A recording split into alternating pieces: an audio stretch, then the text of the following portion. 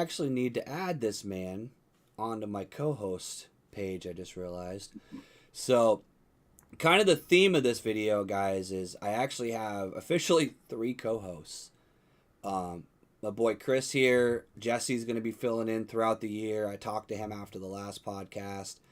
And Janelle, who's actually on her way home right now to jump on.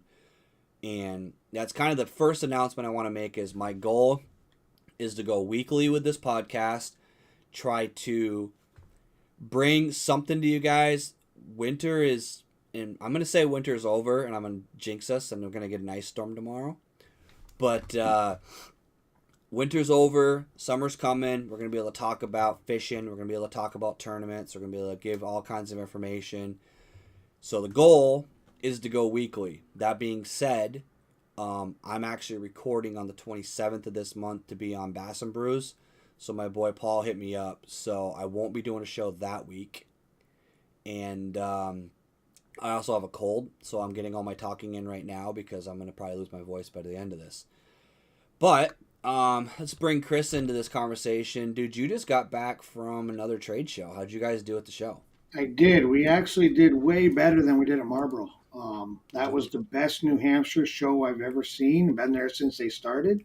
It was the best turnout. The place was packed on Saturday. Friday was a good day, like for their average. Saturday was packed, and even Sunday, very, very good show.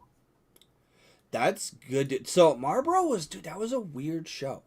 It was. It kind of always is because the swim bait crowd is massive and early, and then they kind of dissipate quickly, mainly because a lot of them go back and sell their swim baits they just bought. Right. But which is just beyond. It's crazy to me to think that way, but because my brain doesn't work like that. But that show, Saturday's weather wasn't bad, but I think it scared some people away because that was the worst Saturday I've ever seen. And we've been doing this, I think it's 7 or 8 years now, you know? Oh, I know nothing about how bad the weather was. Right. So for those guys, for those of you who don't know, I went down to Massachusetts, hung out with Chris for basically the whole day. Drove home in a freaking blizzard, hauling a kayak, because the main reason I went to the show was to buy a kayak and also hang out with Chris and sell some rods. But that whole setup, dude, I'm so bad. And I really hope I didn't screw myself on this. I just cleaned that out. Oh, wow. Dude, there was like sand and like crap. Like, I'm actually really impressed with the hardware that Native puts in their kayaks because there was definitely road salt in that kayak and nothing rusted. That's awesome. So that's pretty good testament. They must have used real stainless. Right, yeah. Because there is not real stainless. They claim it's stainless. Right. But it's not. Because if they say it's stainless and the magnet sticks to it, it's not stainless. Yep. But yeah, that's actually been that's while you were at the trade show, I was rigging that kayak because I was actually, so that whole weekend was, I thought about going to the trade show. Right. And then I didn't. And then this weekend I literally rigged my kayak, and on top of that, I was supposed to go to Massachusetts to fish on the Cape with Bobby. Oh, wow. That would have been fun. And it would have been, except, again, I was sick, and unfortunately just had to drop $1,000 on my freaking truck. Yeah, you told me that. So it's like, I didn't have the money to go drive 4.5 hours one way to... Yeah, and that's a haul out there, and, it's hit or miss with the weather, right, when you get out there, so... Well, the biggest issue with it out there is, like, it's the time. So it's, like, 200 and something miles, dude. Yeah. It's closer. Yeah, once you get by Boston, it's one road in, one road out. It's, like, almost the same amount of drive time for me to go to the Cape as it is to go to Lake Ontario. Right. Like, stupid. Yeah. But I'm going to do it this year. I'm definitely going down to Mass. I want to do some more camping content, and Bobby's the perfect guy because he loves to do that, like camp the ramp stuff. Like we we do a lot of that stealth camp stuff because he's got the Forerunner, so he just sleeps in his truck. And Yeah. but but that being said, it is going from we were ice fishing 2 weeks ago to I'm not so sure there's going to be safe ice after this weekend. I mean, Yeah, this weekend's not even after iffy Saturday, for some Sunday. places. Oh, that rain? Yeah, there's no way. So, and I'm so wishful thinking because I'm always ready to like, I'd be kayak fishing in February. Yeah. Yeah, I've got a couple spots up here that I could get in. Not a lot of water to fish, but a couple spots I could get it in. I'm hoping that the big lake opens up and we get a calm day. Dude, I've seen some photos of places that they claim are open. Yeah, over in New York side, there's a few. Is that New York side? Okay, that makes sense. Yeah. So Michael Bradley, I do want to actually touch on this too. So it kind of goes with the theme of why I'm broke. So for those of you who haven't been following my channel and everything, I actually bought Native Titan X. I'm going to be putting a video out. It's going to be probably not till May. I got some other stuff that's got to come out first, but I've been rigging it, and like I always do with my live stream audience, I'm giving away a little bit of a secret, but I am going to the dark side and upgrading the forward-facing sonar. I have upgraded a lot of the components, and the reason for that was, one, I wanted to do it, but with all these tariffs starting to be talked about, I wanted to start getting stuff that was manufactured earlier, because I have a feeling, I don't think, like for example, I don't think FX would increase their prices. I just think you would see production shortages. I think you're going to start seeing more of they can't get the eyes, they can't get the seats, they can't get the grips. Stuff like that's going to start becoming scarce because the materials you need to manufacture them got to come through those tariffs too. Right. Yeah. Knowing how FX operates, I don't see them really jacking their prices up as much as just they're just not going to they're going to run out of supply while they're trying to work out the logistics of all that. Yeah, and we've been through that as a company. The company's been through that twice now, where wind grip was one of the big holdovers, because wind, of course, is golf, right? So when they're doing their golf, their whole plant is tooled to golf. Yeah. So they do not make a rod seat. Yep. So what happened is we had to push, designed all of the new Gen 2 models, and when we did that whole design came out. We needed more grips because more rods, and then they were tooled wrong. So luckily, we had to buy a ton to get them to retool one line for us. So we have a stockpile of the grips. I don't know if we still do, but we did. Yep.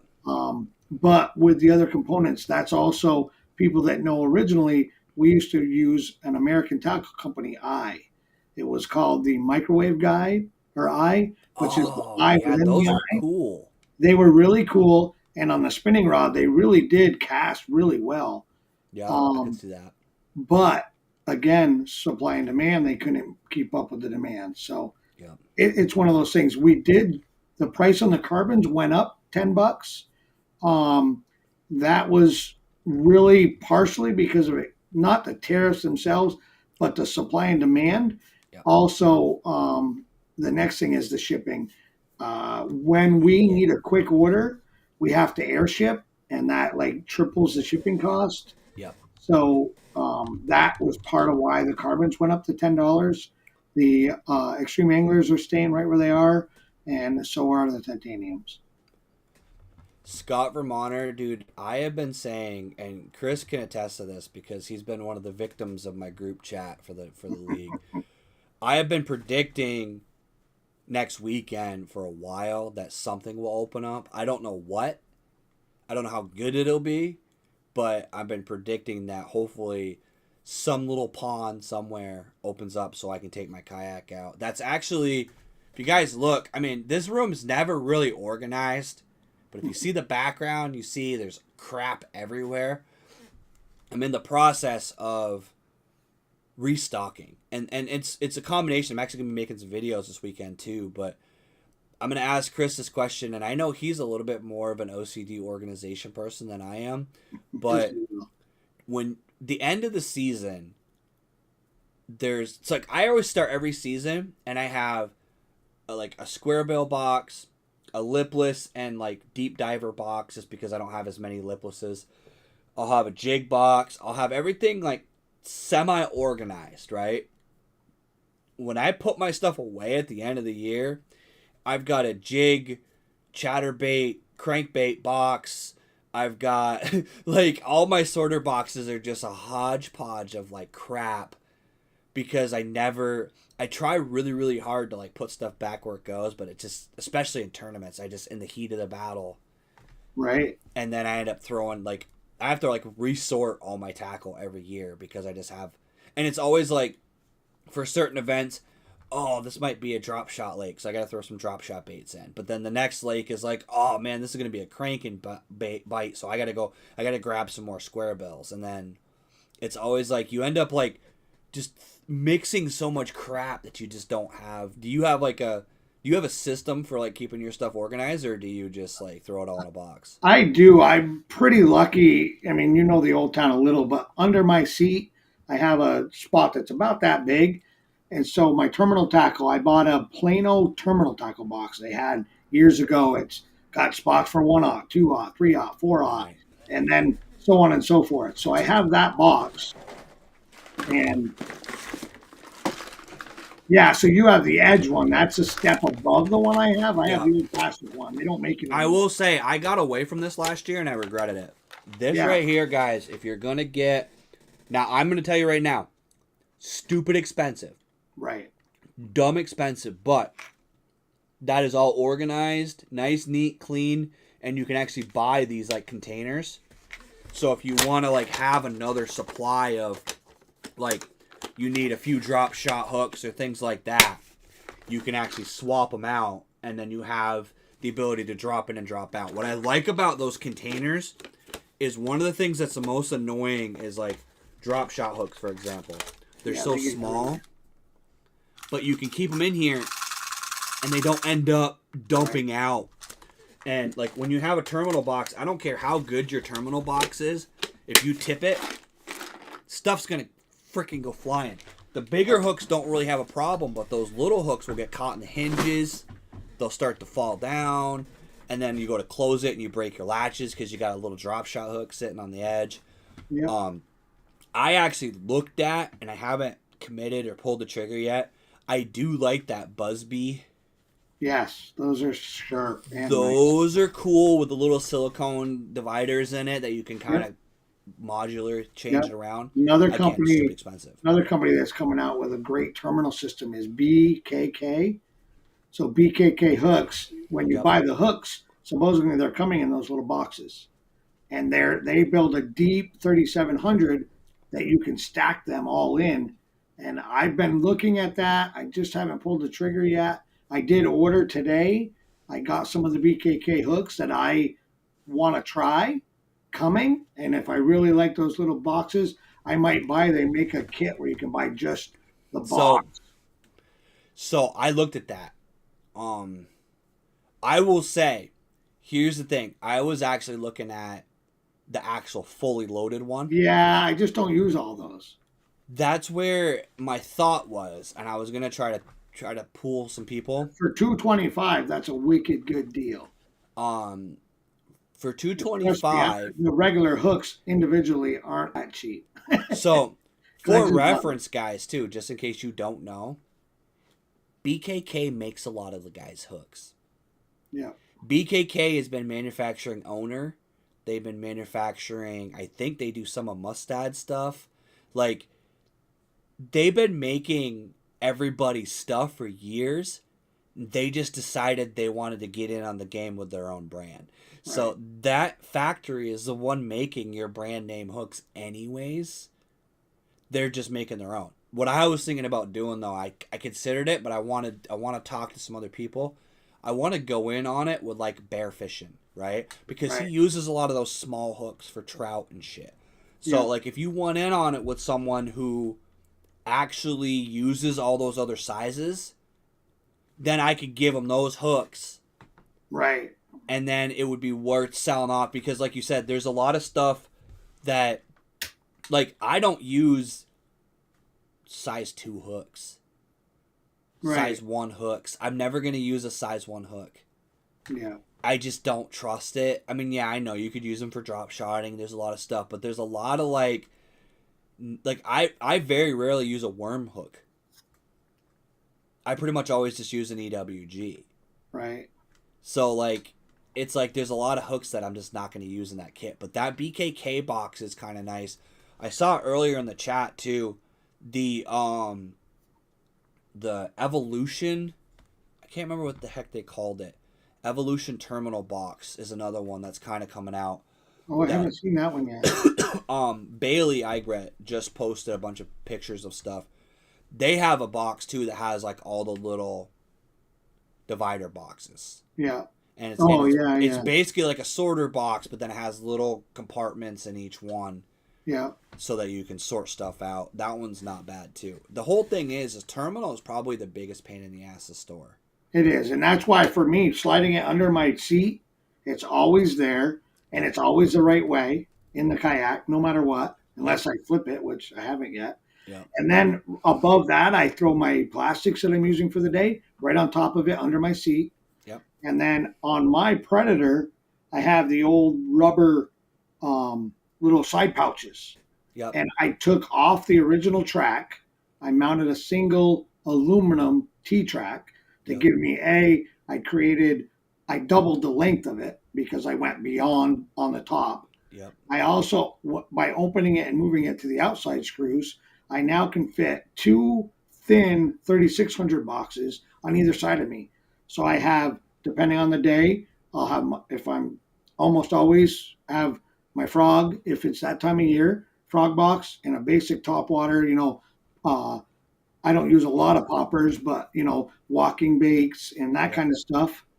And then on the other side, normally I'll have a jerkbait box and either a cranking or a lipless box. Yep. So I can run. And then if I'm chatterbait fishing, which I almost always will have one of those too. So I end up with 4 of the boxes that I plan on using throughout the day right at my knees.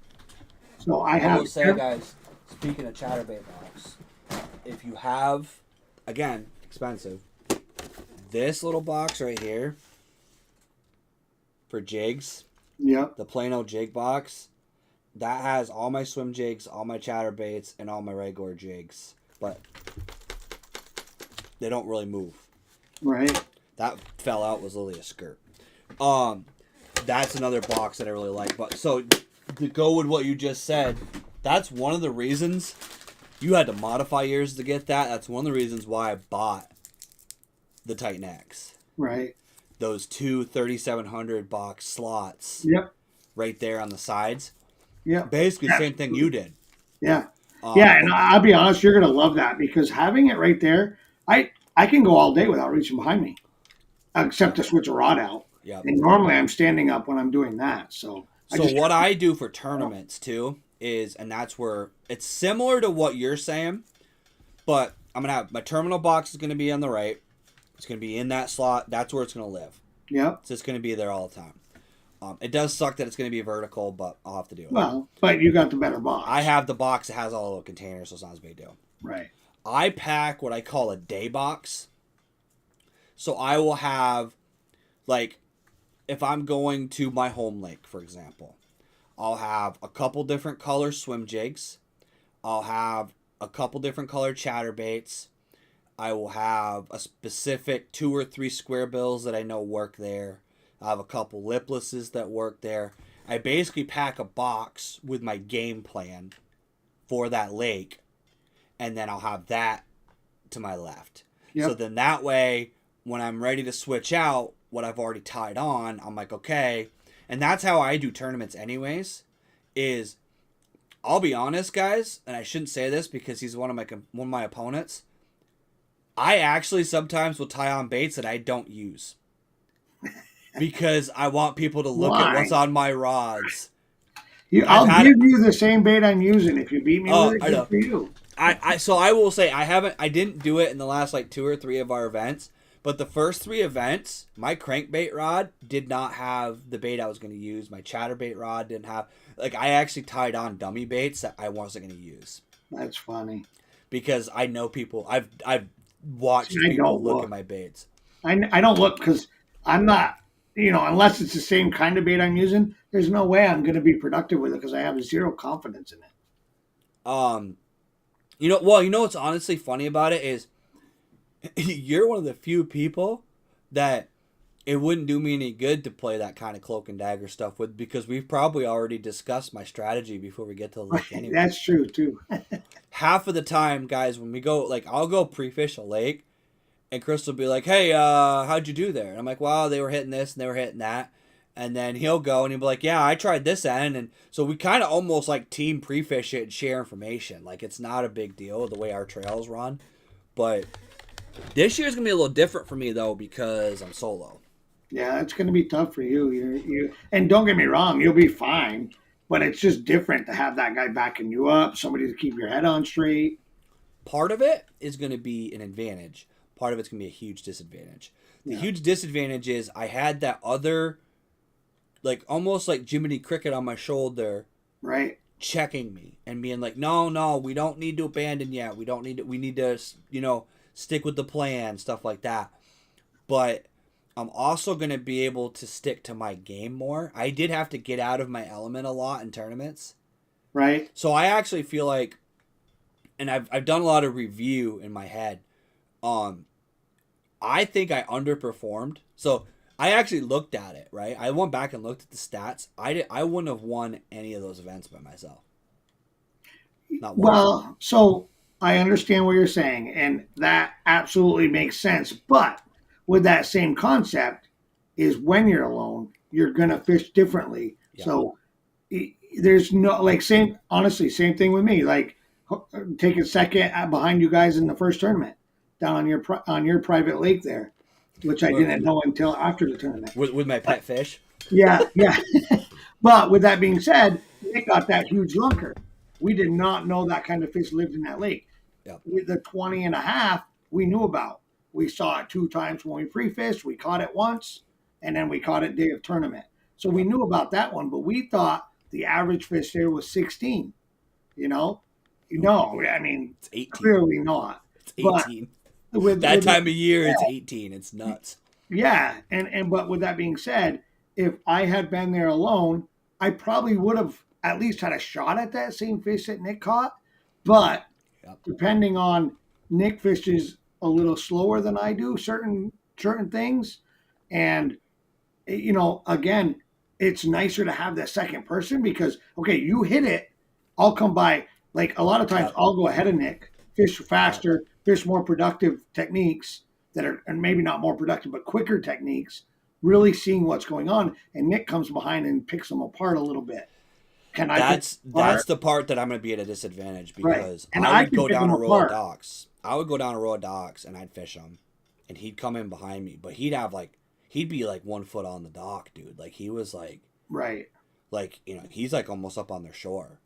Yeah, and he would sight fish them, and he would pull a 20 out after I had just fished it.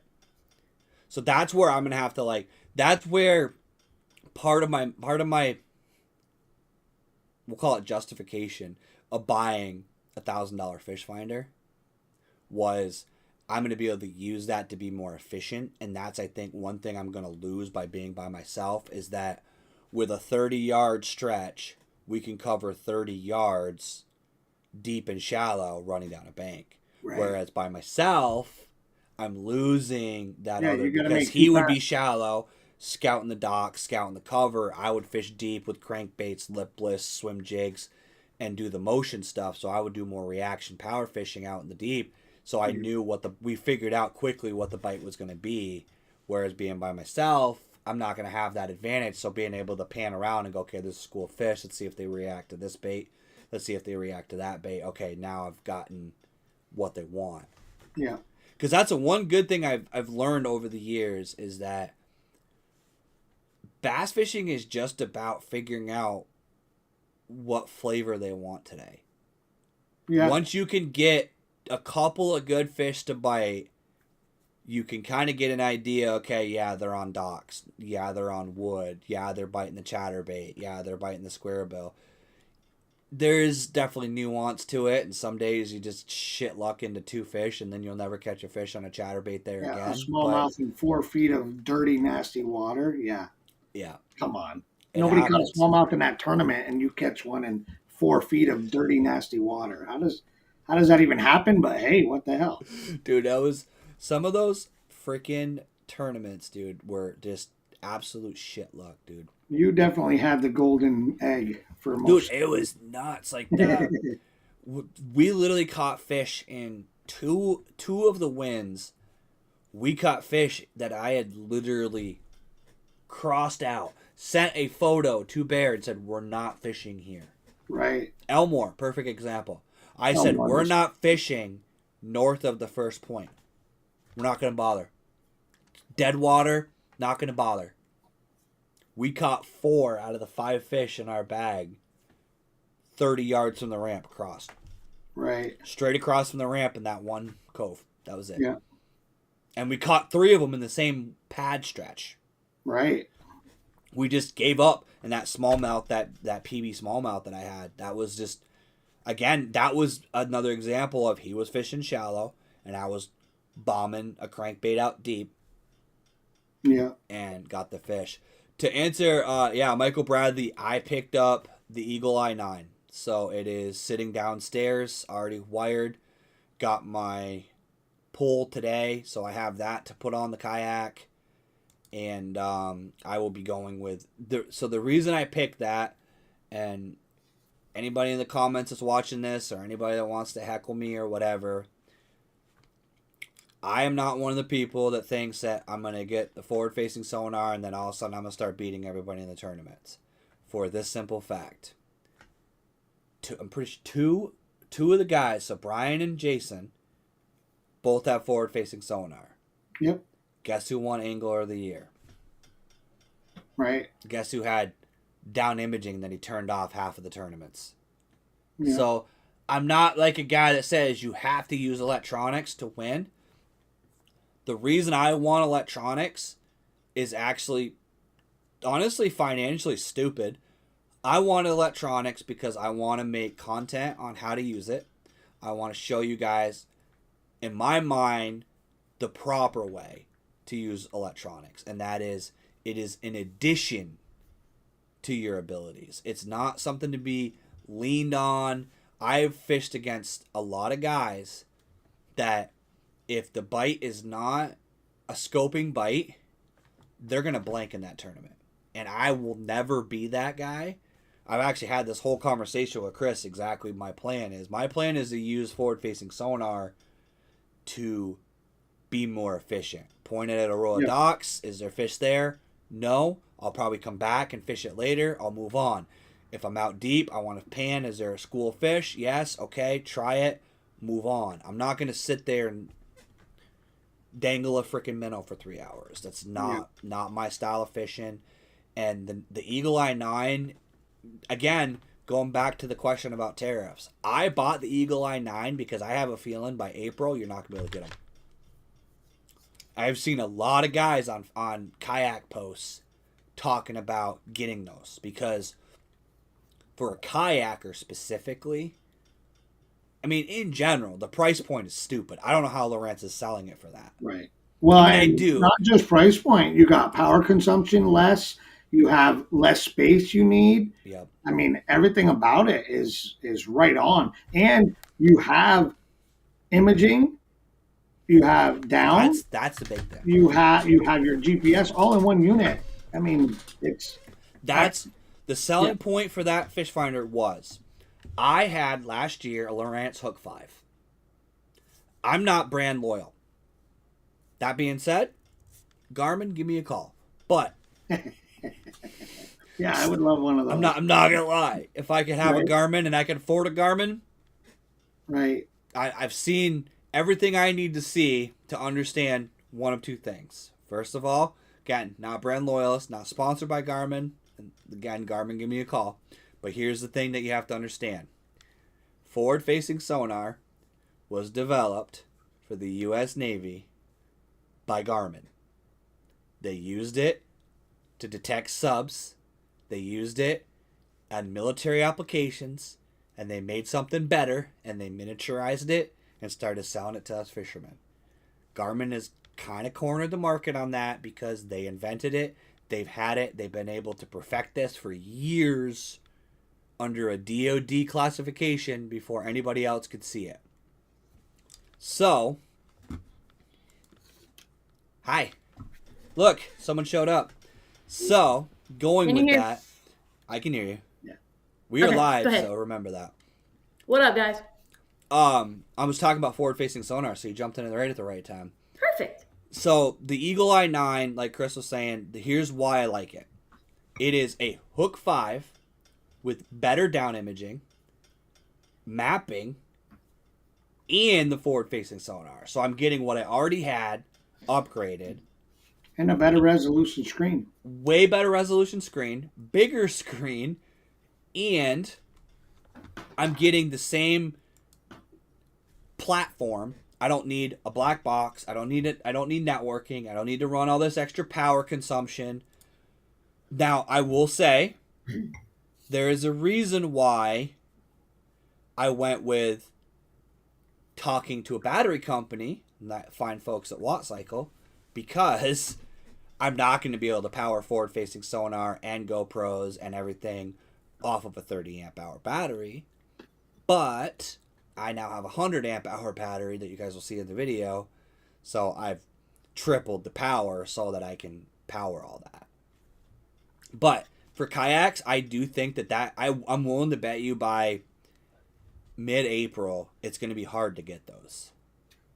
Yeah. Unless they mass produced a lot of them in anticipation of it. I've already seen a bunch of guys putting up videos. Oh, I put this on my kayak. I just bought it. I put this on my... They're going to start selling those out. Fun. Look, somebody who's actually been open water fishing.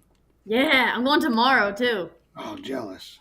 Hey, Chris, you're going to appreciate this as an Old Town guy. Somebody took a guide out of her kayak to put a mount in place where her steering arm goes, and then was wondering why she couldn't turn her rudder because she took the eyelet, the eyelet screw? Yep. I didn't know. How was I supposed to know Dude, that's where it was attached? I was literally troubleshooting that with her for like a day and a half, and then eventually she on the 106, can you reach up there and get to it? Yeah. Well, good. Good. But I was like, what in the holy heck? And my dad was like, I'm so confused.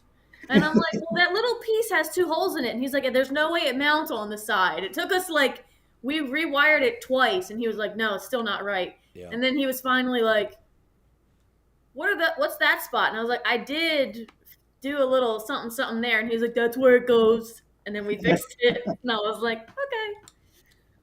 Yeah. Yeah, dude, she was so pissed. Oh, it's so hard when you get that one thing just wrong on those. Yeah. Well, it popped when I was fishing. It was super tense one way, and then it would pop loose the other way. And I was like, "What's going on?" It's like 15-mile-per-hour winds right now, and I'm in the middle of the lake. I mean, I have a paddle always. Right. Yeah. But I was like, "Are you kidding me?" And with the whole debacle that happened last spring with my kayak, I was like, "I don't need another issue. I just want it to work." Yeah. I got it. We're good. Yeah. All is good. I actually broke, so I went to raise my rudder and snap the actual cable for the raise lower. Ooh. So I had to jerry rig that. That's why you saw mine that was all crimped up and crap. Because it was the only way I could get it to work. But yeah, I went to Home Depot. I bought crimps. I bought a crimping tool. I was like, I'll need this in the future. Right. Luckily, I had bought wire for a previous kayak, so I had it. I was just like, that's huge. Having that extra stuff is I have so much stuff in my kayak just in case. Yeah, honestly. Honestly, I'm gonna throw cable and crimps into my angler aid box for emergency situations because that's just no fun. Get a good pair of side cutters. You gotta have those. Yeah. Yeah, I'm actually building out. I'm putting a waterproof bag in mine in the front. Yep. That's what I have. I'm gonna put fuses couple extra like little strips of like 12-volt wire that I could splice stuff with if I need to. Probably probably not like my good crimper, but like something for terminal, like something that I can just have in there. Mm-hmm. And then I am putting a damn first aid kit in my kayak because I have injured myself way too many times. Yeah. You guys with your rags. Hey, he's lucky I had a rag. He's That's what lucky you're I had gonna do. a new clean rag. You were lucky. I have a video that I decided not to put up. It was running. Well, that's what you said, and you didn't show it, so I figured you were like, "Yeah, dude, it was. Yeah, I still got a scar. So you know the hub style ground blinds, the actual like X ones. Yep, that you pop the sides out on. So I got my hand in, like, so it's one of the ones with like the actual X metal plates that like flap over top of the poles. Yep. I got in the hinge with my thumb. Oh. And then, like I said, it was in there, and then I'm like, Janelle, I'm caught. And she goes, okay. And pulls on the, because she thought I was like, I wanted her to pop the side out. Right. Yeah, I was like, oh, I got you. Let me just pull this away from you. And I took him with it. Yeah, I came with it. And then I was like, oh, I'm actually in that. And she goes, oh. And then like I pulled it. I had to like pop the hub back to get my hand out. And it was just pouring down. It was like, you could see like meat in my hand. It was not healthy. Lovely day. Yeah, right? Yeah, we caught like 4 perch all day. So it wasn't even like really worth it. We did invent a game. We did invent a game. Oh, there you go. The underwater camera was entertaining. Michael. I'm packing. This room I was saying earlier, I showed those guys like it's loaded with crap. That's so. My new baitcaster will be here tomorrow by 8 p.m. You have to let me know how that is. I got the Cast King. It's green. I'll pull it up. Zypher. Yeah, Zypher or what? Yeah. Yeah, one of them. Zypher or Spartacus 2? Well, I'll tell you in it. Give me a second. No, those are I know what it is because I've looked at it. I had to order a new. Did I tell you that I broke my passenger side mirror loading my kayak on my car? Oh no. You are so accident prone. It's insane.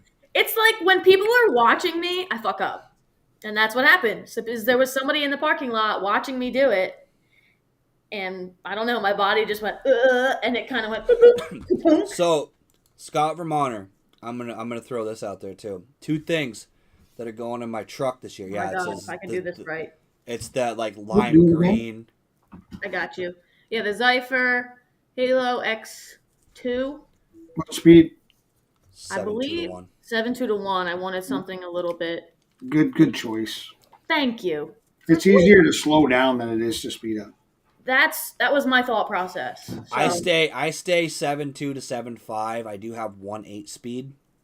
I have a couple 8s. But. Now I will say, for certain applications, doing like a 6.8 or 6.5. Yeah. I have some 6.3s and 6.4s older, and those are my cranking. And right. those come in handy. Sometimes they come in handy for like frogging too. Yeah, I like the fact. I actually it's funny. I listened to Ish Monroe the other day, and he runs 7.1 to 7.3 on his frog rod. And the same reason why I do is because to take up that slack quick. And granted, you're not going to get that same wenching power, but at that point when you need it, you put your thumb on and pull. Right. Oh, right. True. Yeah. No, I was looking at that specific reel. It's got that small form factor, like it's tiny. It's like a 100. Got little hands. I hate the. So it's weird because I love the Black Max, but you get the claw after using that all day. Like my hand doesn't come out of this position after using that thing all day. Yeah, you're locked up. But to go with, I was saying this earlier, Scott Vermonter, I am in my cap of my truck. There's going to be a 2.5 gallon bucket and dude wipes. Dude wipes. I was going to say dude wipes are it. Because dude wipes I can leave right in my truck, and they're highly beneficial. There's been a few tournaments. As a matter of fact, Magog, dude. The reason why I met you at the store is because I got to the boat ramp and realized there was no porta potty there, and we turned around and went right back to the gas station. That's funny. So that's why I'm literally, as gross as this sounds, I'm putting a 2.5 gallon bucket in the back of my truck and my cap because then I have traveling facilities with me at that point. We do live in Vermont. It's not a big deal really here. Right. The thing is, dude, since COVID, they've took out all the porta potties. Like a lot of the ramps didn't get them back. Right. It used to be almost every single ramp had one, if not two. Really? They all had them. Every state ramp had one. And then they started taking them away, and then only the more popular ones. People were stealing the hand sanitizer. They were stealing toilet paper. Oh, okay. Well, remember, it was desperate times. Yeah, but the thing is they didn't put them back, and right. the licenses didn't go down. The prices didn't go down. So right. that money's getting put somewhere else. Where is it getting put? That's my problem with it, is that it's in their pockets. So. Right. Scott Vermonter said earlier he was looking at the Helix. Highly recommend if you're a side imaging guy, go with the Helix. I have one now, and I'm a Lowrance guy. I've been a Lowrance guy since I was before any of you were born. And I mean, before they had paper graphs, which none of you even understand. But my Helix, I talked to a hummingbird guru, and I have that side imaging dialed in. I can count the zebra mussels on the rocks with it. It is the best side imaging there is. Oh, yeah. Side imaging wise? Yeah. See, that was where I was back and forth. I almost Louis? Went with the 360. Go outside? I wanted to too, but on the kayak, I think it's too much transducer hanging over the side. I looked at it and I was like, but the problem with the 360 is, I if I'm not wrong, I think you have to have either a second screen or you're constantly, you can't use like a dual screen 360 with, like the 360 transducer is its own thing, right? You have to have the other. It is, but I think you can split the screen on certain ones. But again, anything under a 9-inch, you're only going to get a 3x3. So why split the screen? And that's what I'm going to do with mine is like the forward facing is going to be, I'm going to use forward. And then when I'm using down, I'll probably have down and mapping. But I'm not going to like, I don't do a lot of split screening anyways. And it's just, to be honest, dude, 9 inches seems huge. And that's going to be clipped out. I guarantee it. And I'm going to probably be, Janelle's like already pulling up Opus right now. She's like, I'm definitely putting this in the show. 9 inches seems huge, says Binya. Compared to what I've had, because dude, I started with a Striker 4. That's what I have. And then I went to a Hook 5. And then I upgraded to now the 9. So I've gone up in size and definitely ability. But the 9, you know what I found out that is cool though? About the Eagle Eye, something to take into account too. So I bought that Yak Gadget crossbar to do like a captain's bridge. The holes to mount the actual base are big enough to put a T-bolt through. Awesome. So I might not actually put a Yak Attack mount on my on my crossbar. I might just literally T-bolt my actual freaking mount right to the bar. Yeah. And not use a Yak Attack mount at all, and I'll just tighten it right down. I'll get one of the shorter T-bolts, and then I don't have to freaking have an adapter. Because sometimes those, like the ram ball stuff, like those do loosen up over time and they get vibrate, and then your screen starts to wobble. So I could actually go straight to the bar and not have to even mess with having an adapter. Could you go alternate holes so you could kick it about 5 degrees or so? So that's the only thing you won't be able to do. Gotcha. But and you're only gonna be able to get 2 of the holes. Well, actually, no, you probably could. Front back. If you want front back, you might be able to make it line up. You could kick it to one side. But the way that Yak Gadget crossbar is, it's actually done. The bottom is on a track too, so it's got 2 legs. The risers are on the actual track too. So Good. I could actually tip the whole bar Oh, cool. if I wanted to. Right, just loosen and tweak it. Wait till you see it, dude. It's going to be funny. So I actually added, you know those stupid umbrellas? Yeah, your little one for your You and GoPro. your umbrellas. Right? So, I said that when I first saw him. I'm like, what are you doing? so, dude, I figured out the way the native is. It's got the track on in front of the drive. That's where that Yep. riser's gonna go.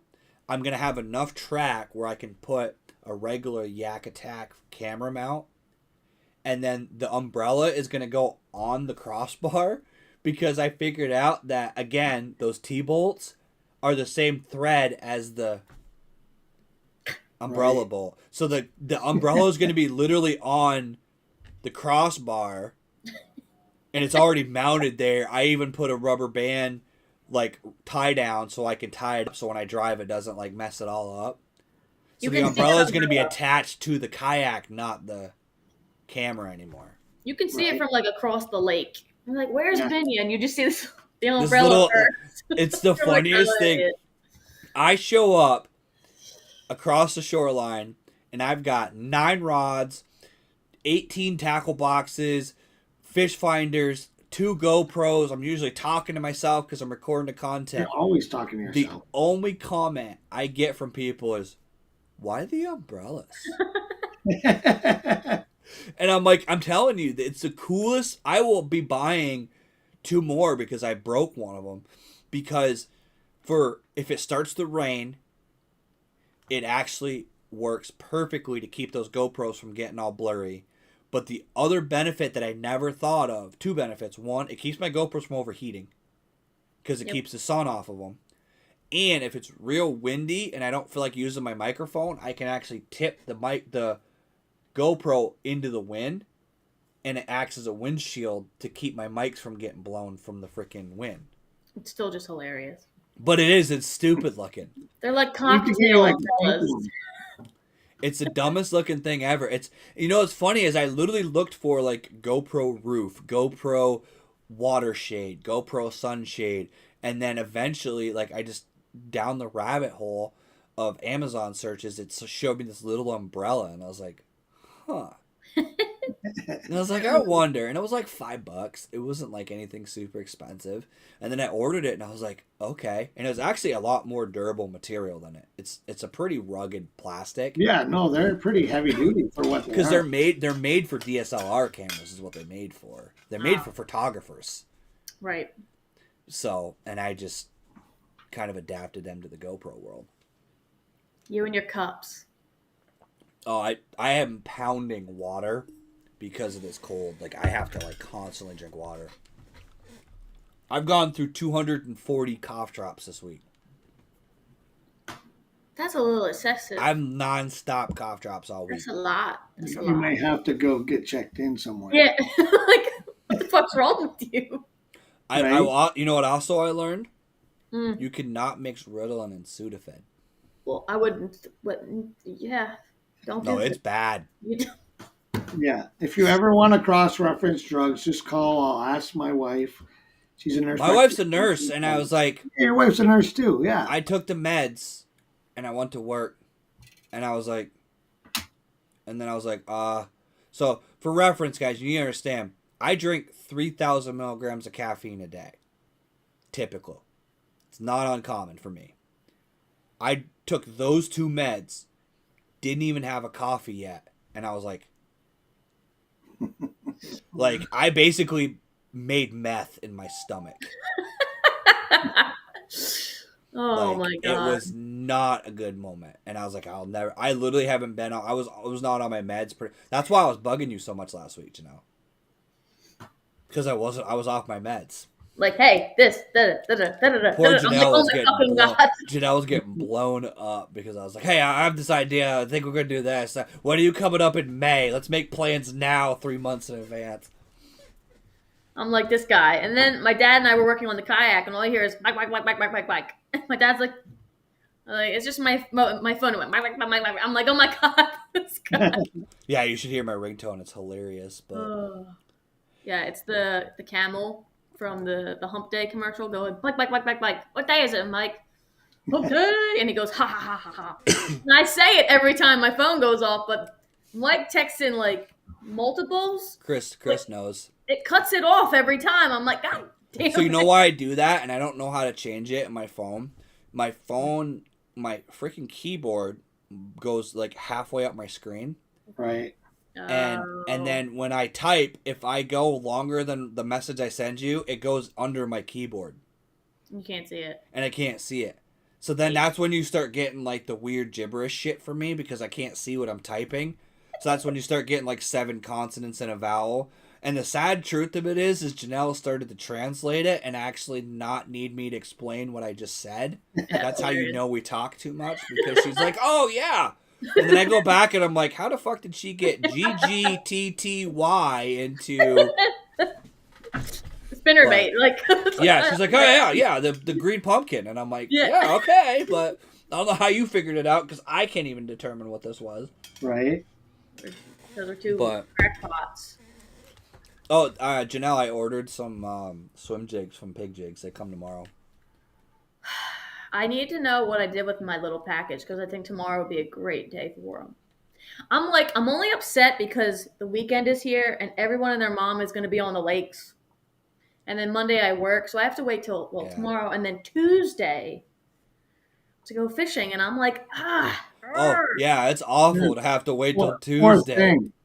Poor thing. I Lake had- Drumline is still closed. You guys could still be ice fishing. I had 54-degree water temp. I mean, I know it was surface, but still, you're talking 49, 48. 54? Yeah.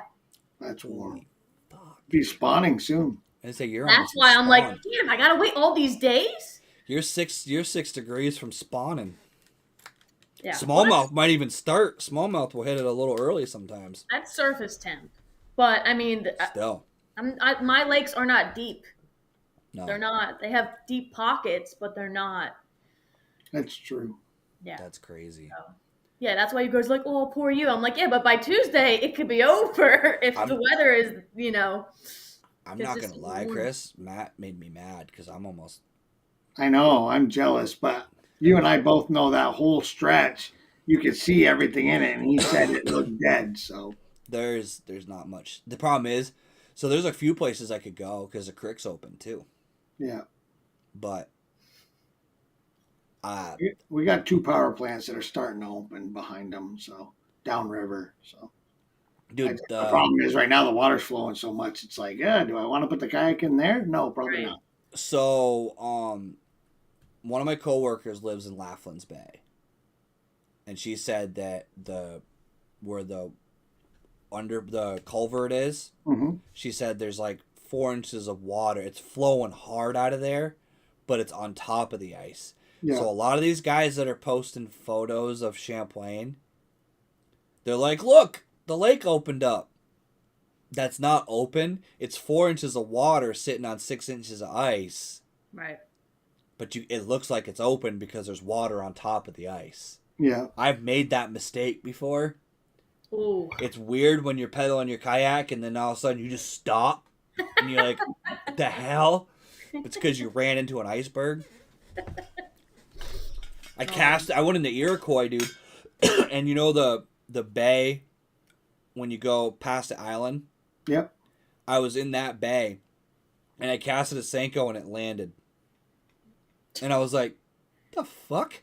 Yep. Because I didn't realize like it looked like a scum line, but it was Right. like that white Right. snow. Right. You idiot. So I casted into what I thought was an open bay and just landed. And I'm like, it took me a good like 2 minutes to go, what is going on? I'm like, these are not floating Senkos. I don't understand. And then I realized the whole corner was still completely froze. Right. But Yeah, because that's on the south end. So yeah. it doesn't get a lot of sun because it's got mountain around all the corners of it. Yep. But actually, Camp Pond is the funniest lake ever because it's the first to freeze and it's the first to thaw. Oh. It's the weirdest lake. I It's up remember. in the mountain. It's up by Killington too. So it's the weirdest lake to go fish because you're literally on your way to go fishing and you go by a ski resort. Right. So like you are dragging your kayak up over the mountain and people are getting out of their cars with their ski poles. Right. And they go, the hell is this guy doing? Right. Like, literally, you get to the boat ramp and you have to shovel the snow off the ramp, but the water's all open. Yeah. But it's because it's stream fed, so the water just Right. it's got current. Yeah. That's you asked about Fairfield. It's got in and out flow, so it opens up pretty early. Yeah. Don't tell me that, because Well, the only other thing that sucks for us is fuck, I almost told Janelle it's coming down this weekend. So I don't blame you. I would. Have a good time. That'd be a good idea. The thing that sucks right now is like all of the lakes are stocked, so we can't technically fish them until like April 8th, I think is opening day.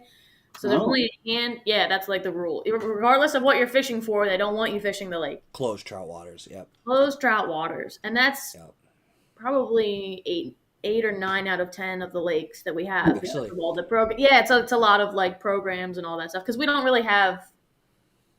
I was going to say free range trout. We don't have like natural trout habitat, so that kind of blows because I'm like, oh, I could go here. No, I can't. Well, I gotta make a note of this. 5620. Make short about free range trout. Yeah, free range trout. Yeah, gotta love natural. Them. Gotta love them free range ones. Organic. Yeah, I was like, it's not the word. No, we have a few lakes. Dunmore is one of them. I think it's actually probably closed now. I would think so. I think it's right around this week that they're running in the rivers right now. So literally Lake Dunmore, the tubes, Janelle. Tubes. They close that side of the lake. The north end specifically gets closed for all fishing until I think April. I think maybe even like mid-April, but they close it for basically a month as a closed trout water. But you can't fish for anything. You'll get in trouble if you try to go fish it. It's the only people that say anything are civilians. You're just like, I'm trying to throw a swim jig.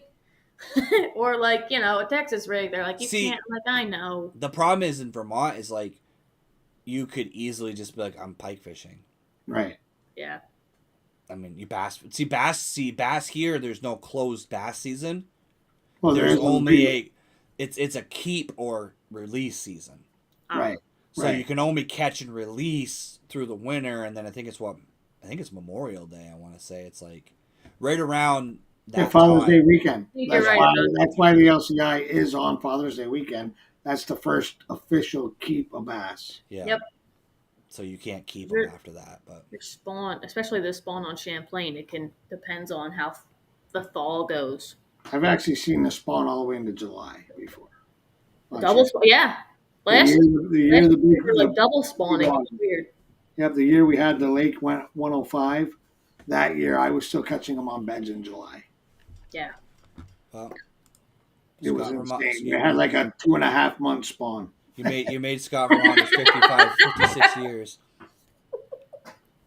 Them free range I had to deal with customers today, and now I'm back, and I'm just like, what are words? I'm not gonna lie. I might even make a shirt. That's pretty good.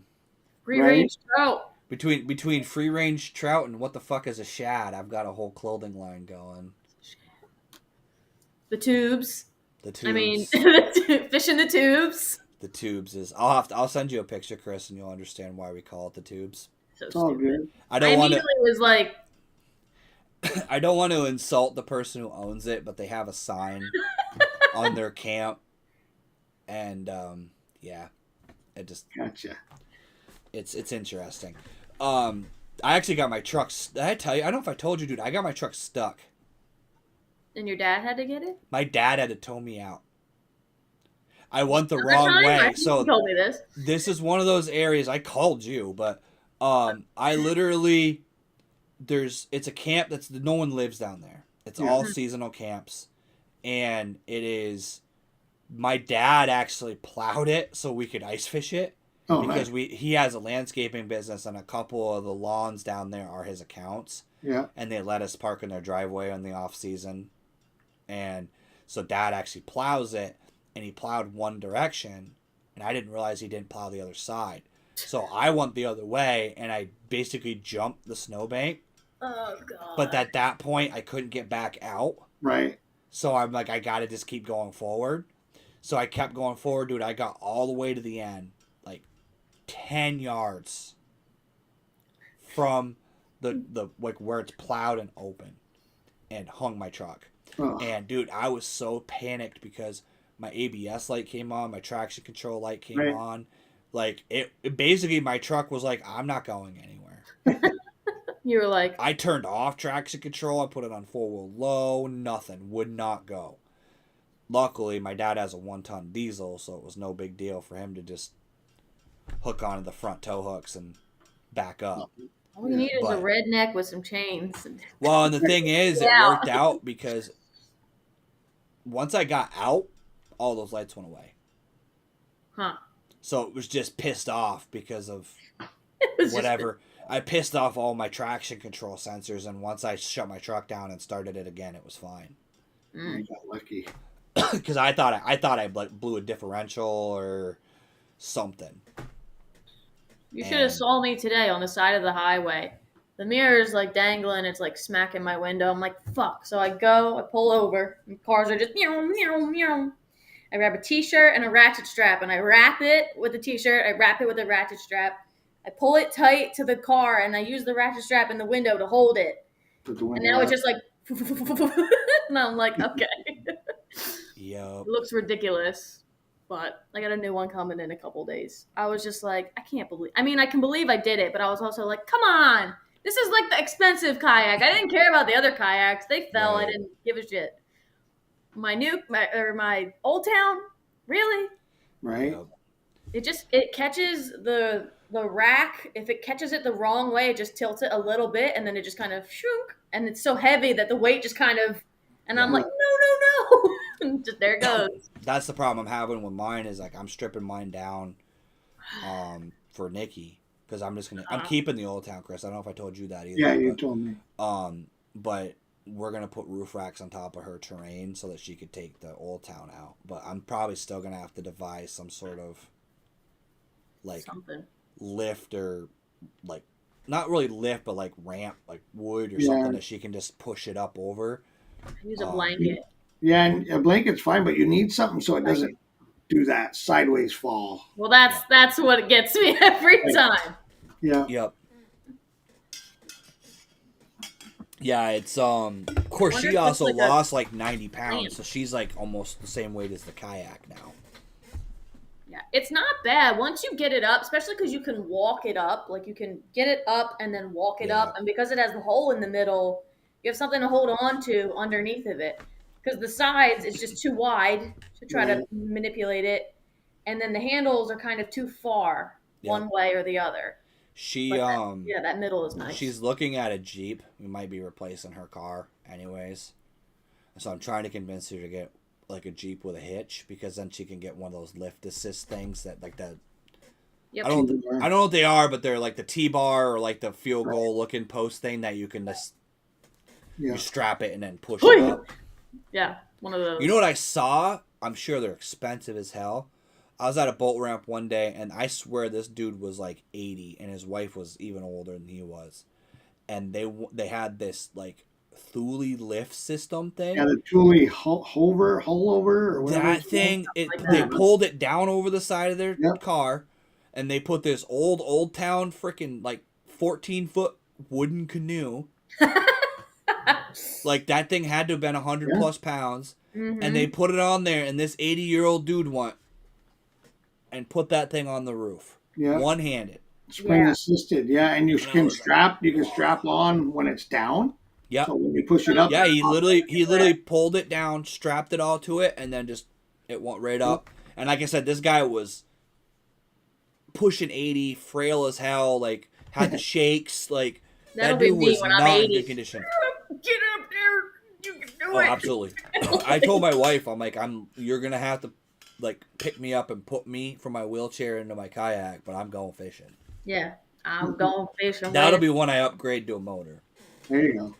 Yeah.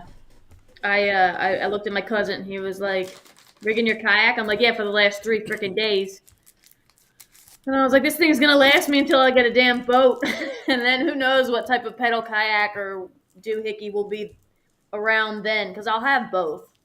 Especially for Honestly, at that point, I'll probably just sell you my native and I'll just keep upgrading and then. Fuck you. Keep giving you my hand-me-downs. No. No. But yeah, I like it a lot. I do have to figure out like that front hatch to me. To me, it's a waste because I don't use it. sucks. Like I prefer like an open space, but then that's also kind of a waste. But I don't know. The hatch to me is whatever, but I have to put some emergency gear in there, rain gear, The hatch dry is great. bags. Oh, don't let me forget to give you, because I'm not going to need it. I have an entire prop replacement kit. Sold. The next time you're up, You mean when you come down? or when I come down, Yeah. either Yeah. way, like I have it all like in a container. Okay. Because for your situation where you're out and who knows where, it'd really suck to go to like Maine and then, well, actually, it'd be okay in Maine because Maine be okay. you could go to an O-Town dealer probably Yeah. on every You're corner, like, hook me up. but out in the middle of a lake somewhere and you'd have to try to pedal home without. Trust me, it sucks. Yeah. And that's the thing with that Old Town design. I haven't played around with the native one. I don't know how hard that one is, but the Old Town one is literally you need a socket wrench. I paddled my Predator all the way in Magog, all the way from the island out on the main lake, all the way back to South Bay, because my shaft, my shaft completely popped, and like we were on our way back in. There's so many comments in this video that I'm gonna be able to make it. There you go. And between the 9 way, inches is too big and Chris's shaft popping, we're gonna have a great video. Well, the shaft pop before the 9 inches is too big. That's how you have to edit it. That's it. Sorry. I heard it click, and then on the way in, it just completely spun, free spin. I'm like, well, that was weird. I wonder if that's what the click was. And I lifted it up, luckily, and I just grabbed it, and the whole shaft, propeller, everything slid right out in my hand. I'm like, oh, that's not good. I still can't believe that happened. It was insane. Damn. But, I mean, again, it's Old Town. I got a brand spanking new right off the shelf, new model, upgraded model and everything. So that was huge. Old Town, I will say, that's what I was going to say to Janelle, is like, worst case scenario, if something had actually fucked up on your kayak, if you call Old Town, they'll fix it. Like they warranty a lot of that shit. Yeah. You'd be surprised what they will cover. Yeah, I mean, I got the whole. They gave me the whole thing, not repaired it. They sent and gave me a whole brand new one. To be fair, they probably couldn't give you the one you had. Yeah, they probably couldn't anymore. They probably don't make that anymore because yours had the original PDL, right? Yeah, the old round. Yep. The old one. Old. Yeah, mine's a 2018 hull.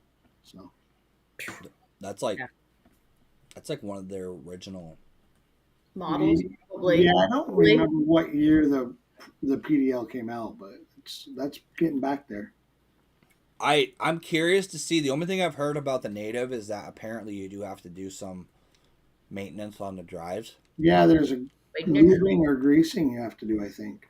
So, Sean, not hard, I don't think. I think Sean the fisherman, as Janelle is familiar with from Bobby's podcast, he knows how to do it. So I'm gonna ask him how to.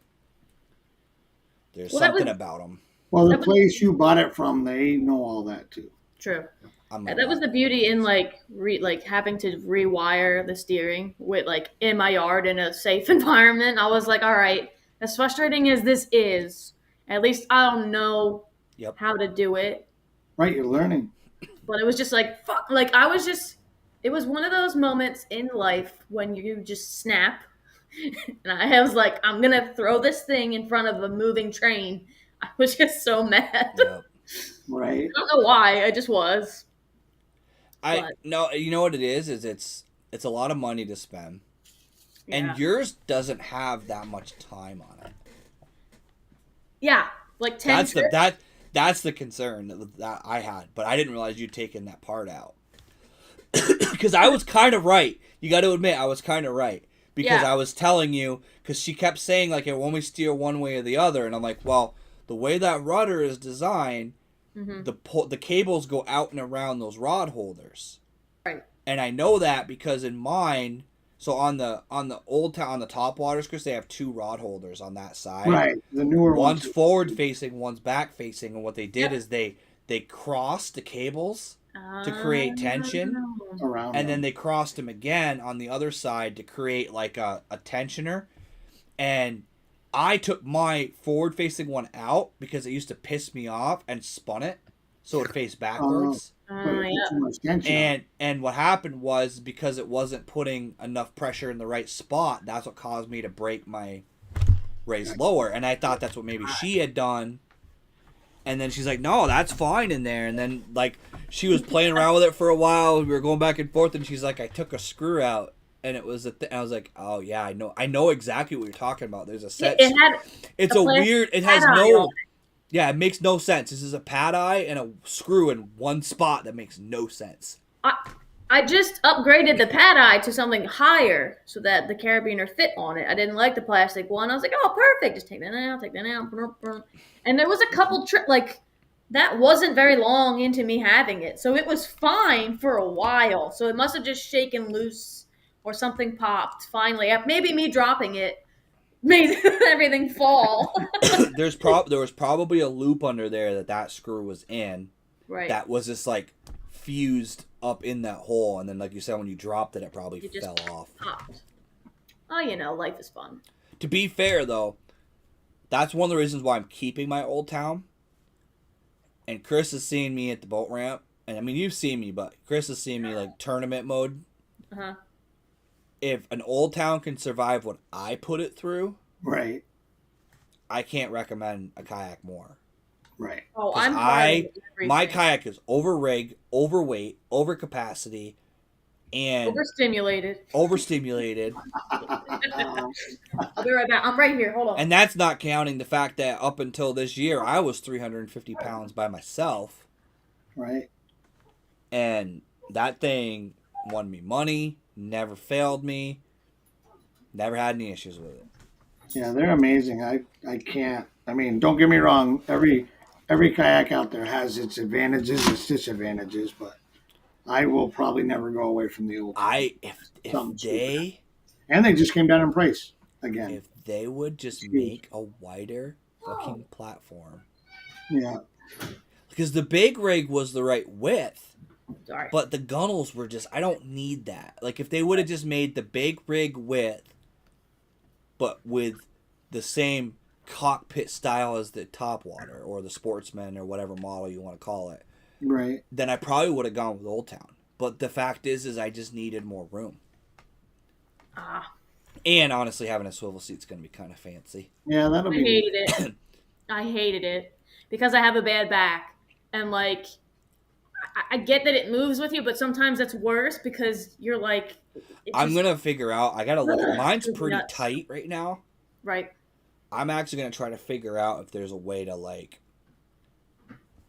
create some sort of like clip system where I can make it stay in one spot and then like unhook it, like bungees or something that makes it stay within a certain range. Yeah. But I'm not gonna lie. You're also gonna probably see me in a tournament just sitting there with my feet hanging over the gunnel, just fishing sideways because it's gonna be fun. But yeah. In the new canoe, I was too high, and then it swiveled. But every time I paddled, because when you're paddling, you're putting torque. Paddling, I could see that for sure. And it's just go. You're not getting anything behind the stroke. Yeah. You're welcome. And it was bad. It was just all around. When you put too much behind your stroke, you break your shaft, and 9 inches is just too much. There's your clip right there. No, the thing is the other thing about that swivel seat that I was excited about is the fact that one of the biggest problems I have is I have a really messed up back. So turning to get sorter boxes out of my crate, I would get like a lump in my back. Like I would get cramps to the point where I'd have to stop and like almost stand up and stretch to get that like Charlie horse out of my back. So being able to like at least do this to get to the back is going to be nice to be able to like. I was just saying for me. No, for you, for you, it would make sense if you were paddling, especially. Yeah. I could see where trying to paddle like this wouldn't really work because you lose all that like force. It was very annoying. So, but yeah, I'm excited. The problem is right now is what I call the sad times, and you guys know that because I've talked about this. But like, it's that window of time where I'm really not going to ice fish because I'm not willing to die. And I don't know if you saw it. Chris, are you on the 802 fishing page? Yeah, Did you see the fucking argument I got into on Facebook yesterday? I did. Michael. So, I have a personal opinion, and I'm going to Mhm. air it right now, that vehicles should not be allowed on the lake during the ice season.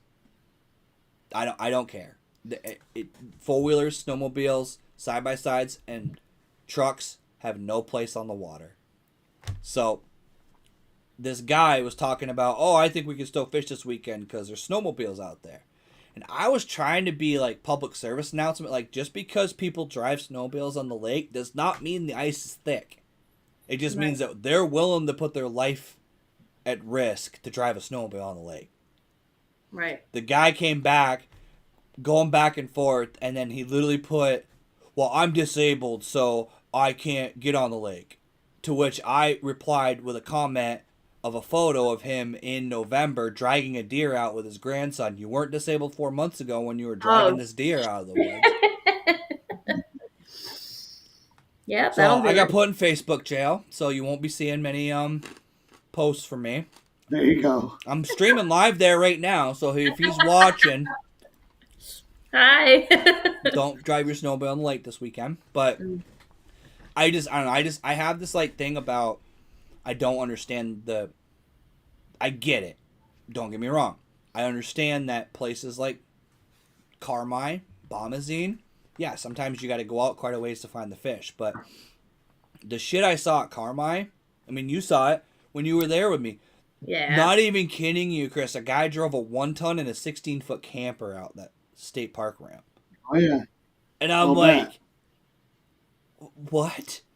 I'm like, you're driving 9,000 pounds on the ice? Like, I get that the tensile strength and all that crap. I get it. But it's like, what they don't get is they're weakening that ice. The more you drive on it, it's going to eventually start to become a problem. The big problem is this time of year that, and people don't understand this, when I was in the Coast Guard, I've really witnessed 12 inches of ice degrade over a 24-hour period to where you couldn't drill through it, easily. And 24 hours later, we were walking through it on purpose in our gumbo suits. Yeah. Because this time of year, when it thaws and freezes and thaws and freezes, it turns into those little shards of glass. Yep. And those, you can literally just punch right through those with a finger. Yeah. Yeah. And it's just, I just don't understand. I don't know. The thing is I also am not a good person. Janelle got a taste of that by hanging out with me for 10 days.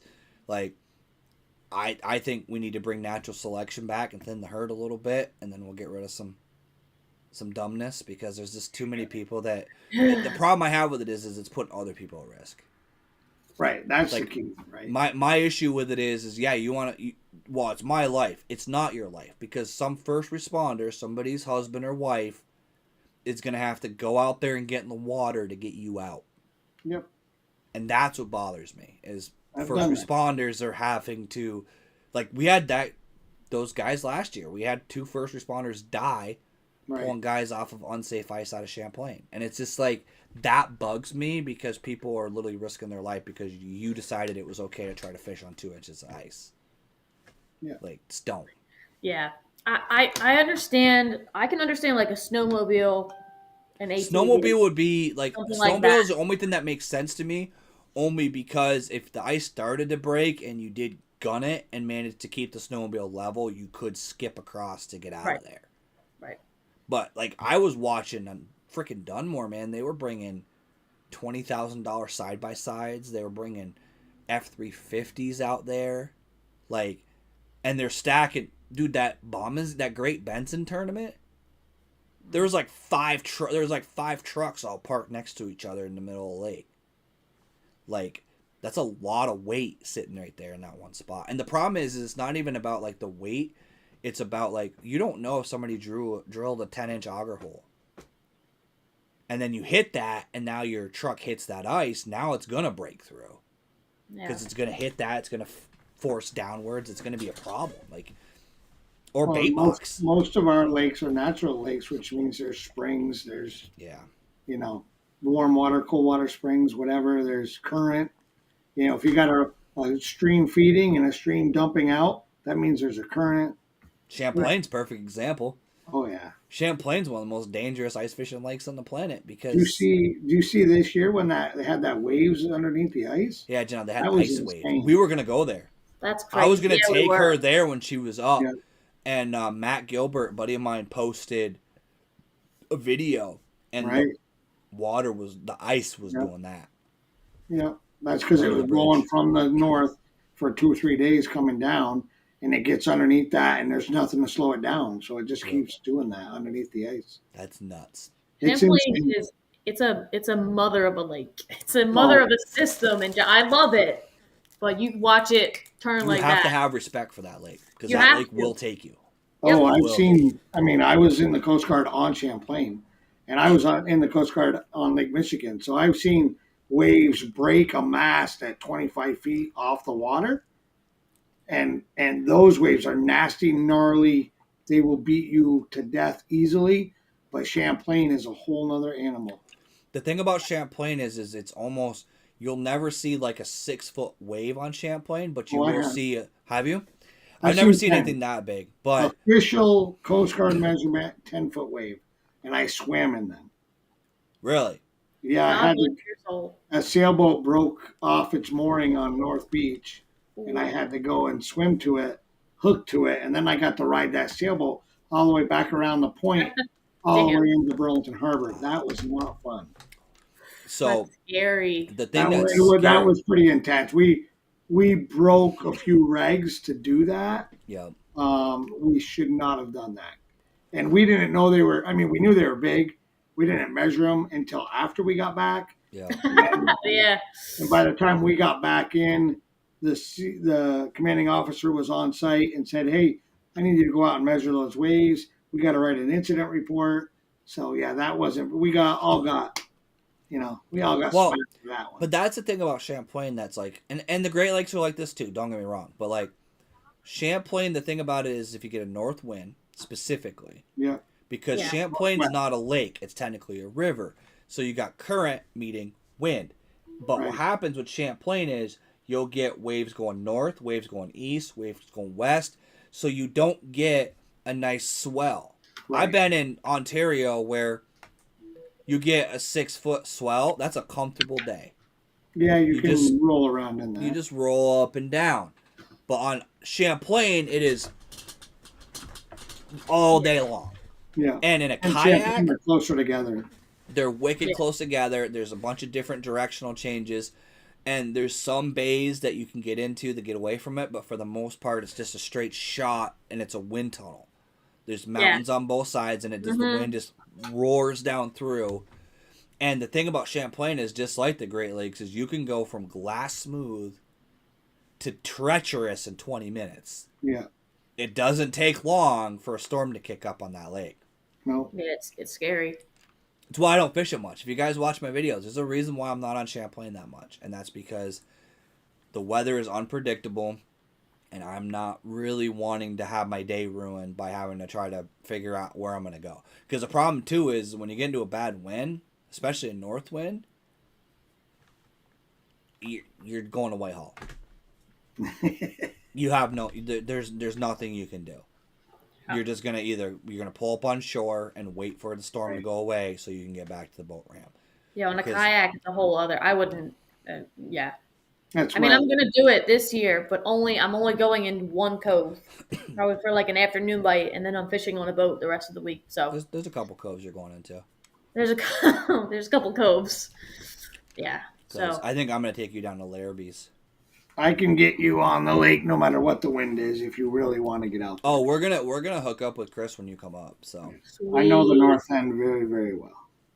one of the plans, one of my planned things so Janelle's coming up. We haven't committed to like the time yet, but it's going to be week before or week after Memorial Day is kind of the goal. She's just got to figure out Yeah. which side. Give me a heads up. I'll find some good spots at that point. You got it, boss. So I'm thinking Yeah. we're gonna definitely We hit. can go watch them bite at that time normally. Yeah. Just saying, that's really fun. My favorite video, and I've never experienced it yet, but is my dad and his buddy Dave on the front of the boat at Butler Island throwing gummy worms on a hook and catching smallie cast after cast after cast after cast. Yep. I'm just like, it's like AP Bassin with the lettuce. It was just like, like what flavor are they eating? And like the two of them just being complete idiots, but like that's how good the bite was. Yeah, Chris knows that side way better. I've never really. That area is very easy to go to. Yeah. Burton, Butler, Woods, Knights. From Henry's. Sorry. Yeah. But it's not bad. Yeah, you get up into the inland sea, and I can put you on that kind of fishing, and you can. I watched somebody one time break off 3 times in a row, and then finally caught that same fish and got 2 of the hooks back. Dang. Yep. Yeah, it's that. When it's on, if you catch that 1 week period, it's like that. Yeah, we've it's gotten close. 18 to 20 inches all day long. All day long. My dad's like, we would fish and then we would nap and drink beer, and then we'd go back out. Like, my brain just was like, I've never had a day like that on Champlain. It's because I avoid it, but yeah, I need to know. Probably.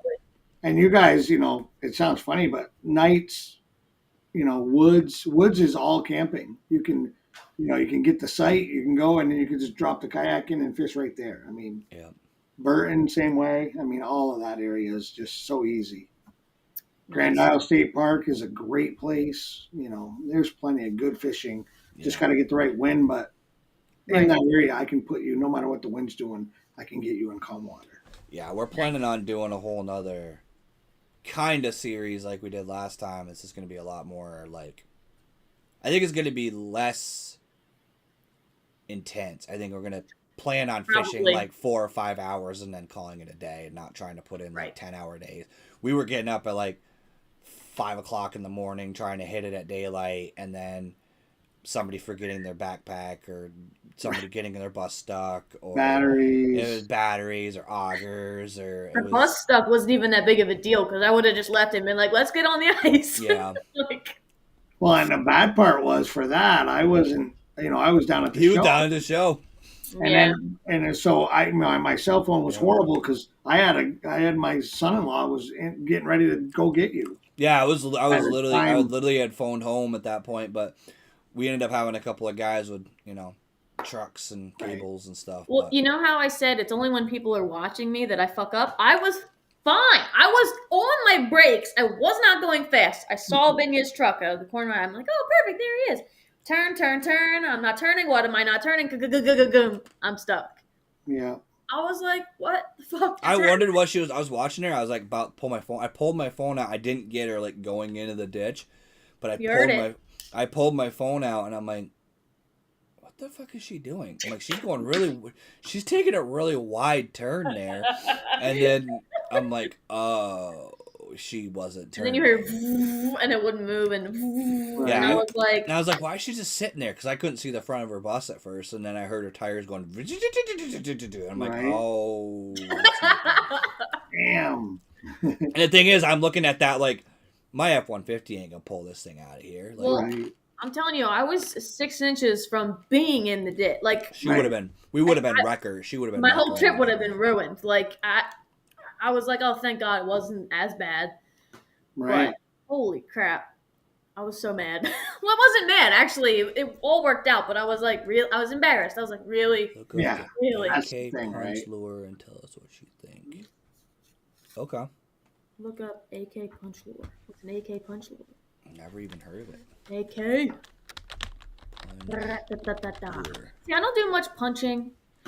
My lakes get so scummy so fast. There's no way to fish the bottom. There's no way. You get slime on the bottom. I get slime, and it's so frustrating because I would love it. I would love to flip a jig or a Texas rig, and I just can't do it. So. Yeah, slime. So, Texas rig's Texas rig is punching. Realistically, it's just you're using a 1 ounce or bigger weight, basically. Yeah. Do you know how thick the slime is on the bottom? Because what people do up here is we'll take and basically drop shot and call it bubble shotting, but So if you know it's less than, Yeah. let's say it's 8 inches, you tie one off at 12, 16, and then your bait never gets into the slime. I'll have to try that. Yeah. So That's I it. know I've I thought about it, but I've never actually. I have a feeling I know what he's talking about. I'll send you a picture later, Janelle. Oh God. Let's just say Okay. it looks like an anatomy that you don't prefer. Well, you're talking with that lure. Yeah, I just Googled it. All of us are like, okay, let's look it up. I mean, Is it an actual thing? Yeah, I found a couple of gravity craw. AK Oh punch. my God. Why? Yep. Why is and what is this? Why? What does it do? It's one of those JDM baits. You'd be surprised. Have you seen all those stupid like cubes and Looks like somebody's scrotum. pretty much. Sorry. There's a lot of there was a drop shot weight that was like that too. But why does it have to have a line in the why? That's because it's designed by fishermen. What do you expect? No, it's What do you designed by expect? men. Not fishermen. Men. I mean, maybe it could have been designed. I don't know. It could have been designed by a Yeah, woman. it's a Japanese. Japanese make some. So it's funny because the Japanese make a lot of cool baits, but it's because of the pressure. Oh. Their water, they basically have like 3 lakes that have bass in them, because bass aren't native to there, and they brought them there. So like, they have to. I've done a lot of research on like the JDM market, and what it is there's so many thousands of people fishing on those lakes Right. at any given time that you can't just throw a black blue Senko. They're not going to eat it because they've seen a lot of them. So that you need something that is completely different, that has a weird action. Like, you've got to really trick that fish into not being pre-programmed to know that that's danger. It's gotta be So frustrating. that's why you start getting all these like weird. Right. Well, it's like they have the scat. You've seen the scat lure? Yep. It looks like a piece of poop. Like, Yep. why would you even? But it's different. So. At the same time, dude, like honestly, one of my buddies made the funniest comment that I never thought about is bass don't know what they're not supposed to eat. Right. Yeah. If it looks like it's alive, they're gonna try to eat it. Free food is free food, right? Yeah, it for a bass, it's literally just a calculation. It is, am I going to get enough energy to after eating that versus how much energy am I use to eat that? If it's something that looks like it's gonna fill them up, they'll go eat it. I mean, you watch them. I mean, look at freaking Texas bass eat freaking rattlesnakes and ducks. Yeah. Like those 8-10 pounders eat baby ducks. They find like duck skeletons in bass's bellies when they like cut them up. It's nuts. Yeah. I would love to get onto a bass that big, but unfortunately around here it's. My buddy sends me a freaking picture of him in an 8-pounder today, and I was like, "You're a dick." Yeah. Try having a buddy by the name of Mikey Balls that goes down to Florida and gets 45-pound bags and sends you the photos of the 5, 8, 9-pounders that he's catching out of. This is in New Jersey. My brain can't comprehend that fit. When he caught his 6'11" in front of me, I had it in the net and I was just staring at it. He's like, "How big do you think it is?" I'm like, 4'6". I don't know. Like, I don't know. Freaking 6'11". So, I actually feel like you probably have a lot more of those fish. That's a terrible angle. Look at that thing. You probably have a lot more of those fish than you realize because you probably aren't getting the pressure that like we get up here. We get pressure, but at a certain time of the year, I think it just dies off. I think you're getting a lot less fishing action. 8-2. Fuck him. But, I mean, we don't. That's the thing. That's why I fish a lot of the ponds I fish. Right. Less Because I don't get that pond near you. There's a lot of those places that, like, yeah, it's busy, but it's not busy with fishing. It's busy with boats, kayaks, people on jet skis. It's not, like, busy a little fish. naked man running around. Little naked people. Little nakies. Yeah. I should take you to the lake in Ludlow where they do the naked yoga on paddle boards, Janelle. No, I'm good. Oh, jeez. It's all women. Just saying. Yeah, I'm good. It's the weirdest lake ever that you'll go to because there's a boys and girls camp on one end and a nudist colony on the other side. That is weird. It's the weirdest combination. It's the weirdest combination of places. It's like, what You the can fuck? go down to this end, you leave your kids at that end. Jeez, When we were in Jamaica, they were like, "Yeah, don't go too far down this beach because it'll change on a dime." And I was like, "Okay." Like, yeah. oh man. But that lake's got a lot of smallies in it too. It's fun. Yeah, I'm excited to explore New Jersey, but it's also like once it gets too hot, She's a wimp. She doesn't fish hot weather. I She get doesn't- heat exhaustion. Like, good. I mean, fishing is different, but still, it affects me. So it's like, You should look into. I'm gonna try it. I'll let you know how it is. Wolf of Walmart's doing that Wyman tea. It's basically it's like electrolytes in a bag. It's like basically, but they make a like powder that's liquid unflavored. So it's just all the electrolytes that you could just mix with any drink. And it won't change the. I'm gonna try it and let you know how it is. Because me being me, what I've been looking for is I wanted to have Monster made for a while the Hydro, which was an energy drink with electrolytes in it. So it's basically Gatorade with the Monster blend. And I loved it. I used to drink it all the time when I was fishing because I would drink one of those and then I'd have water for the rest of the day and I would stay hydrated, but I would get the caffeine I needed. They discontinued it. So my weird mad scientist brain is thinking I'm going to use my energy powder in water, but put one of those packets of that electrolytes in with it too, so that I'm getting the electrolytes and the energy. Yeah, I know the caffeine and all that crap's going to dehydrate me too, but then I'm going to drink that energy drink and then switch to water, and the salt from the electrolytes is going to help me hold that water. Because I've had days, man, and I don't know how many times. I literally had a day on my home lake where I packed my whole kayak up and woke up passed out on my steering wheel. Like, I blacked out to the point where I autopilot loaded my kayak, strapped it down to the trailer, and then I woke up, like, sleeping on the steering wheel. That's crazy. I know. You told me the story and it's still. Completely blacked out. And I've had days where I got off the water and I couldn't walk. Like, literally couldn't get out of my kayak. Because you don't stand up in that thing. I never... Well, see, that's the thing. That's part of my new build. That's why I went with the black. You gotta stand up. That's why I went with the black pack. Yeah. Because it's got the rod hooks on it. Yep. So all my rods will be either strapped with the horizontal holder, the black pack. By the way, guys, I bought a black pack. Video coming soon. The black pack's locked, so all my baits are locked in that, so nothing can get out of that. The rods are going to be clipped, and then the horizontal rods are clipped, so I can't really lose anything. Right. Everything's tied down at that point.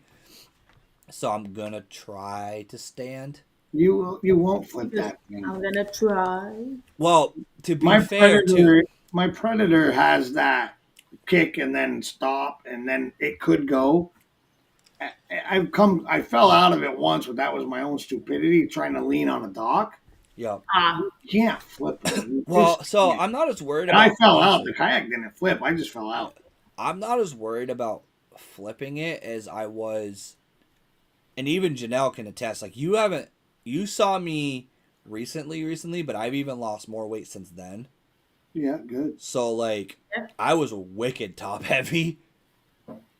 Like, I don't even know how to explain it, but, like, I wore a shirt today to work. And I saw myself in the mirror in the bathroom.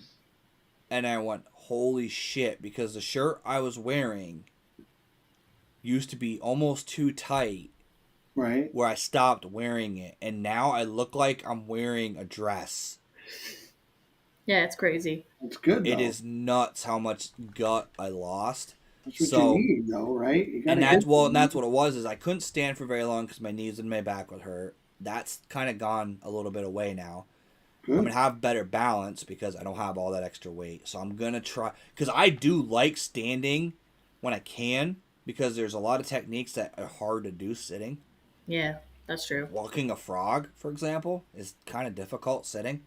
Yeah. With the pedal drive in front of you and like all these things. Well, that, and also In your like umbrella. it's amazing.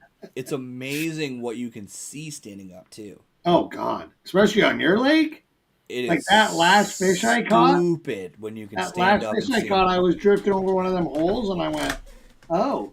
Yep. And I had to yell to Nick because he was drifting faster than I was. I'm like, "Dude, get back here now!" Bomazine's like that too. Bomazine's got a lot of shoreline where like there's Oh, yeah, 8-10 feet of water where so there's cool. Yeah. submergent grass, but there's those big holes in it. Yep. And you go over top, and if you stand up and you look, you can see bass just chilling in those holes. Yeah, But you can't see it when you're sitting down. Right. Yeah. So I'm gonna try to will myself to do it. What I'm gonna do is I'm camping at. Have you ever fished Lake Groton, Chris? I haven't. No. I'm staying at the Stillwater campground that's on that in June. I think it's end of June. So I'm going to strip my kayak down a little bit and just go with like a couple of rods and just get confidence. And what I'm worried about, I'll be honest, and Janelle hasn't seen it because she didn't see me catch a fish yet, but my hook set is what's got me worried. Oh, are you like a hard, heavy ass like whoa? Swing for it? I mean, I'm just with a frog. Like I hit a fish so hard on Hortonia one time it hit me in the chest. I sent a 12-inch bass flying out of the water with a wacky rig, and it hit me in the chest. You should see my dad and my cousin flinch in the back of the boat because I'll be like, and then the war is coming. They're like, well, it's funny. You know what's weird is when you record yourself, you see weird tendencies. I tilt my head right before I set the hook. Mm-hmm. I don't know what it is, but it's like I don't know if it's because I felt the bite. I haven't quite figured out like whether I'm feeling the bite and it's just a natural thing. But like you'll see me doing the video and then I'll see me go, and then like I'm just like wind up, and like literally the joke that I have with Bear is that when I hit a fish, I want Spawn to be born with a concussion. Jesus Christ! Like.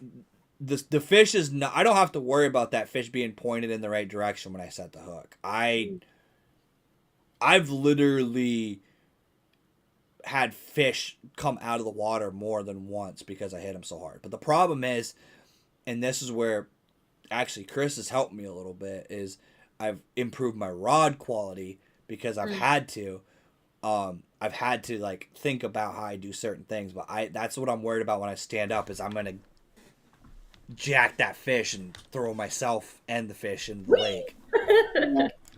But I don't think you. I mean, again, I've never been in one of those, but I can't imagine with that thing you will. Yeah, it's dance on that thing and walk around it, and it's crazy how much.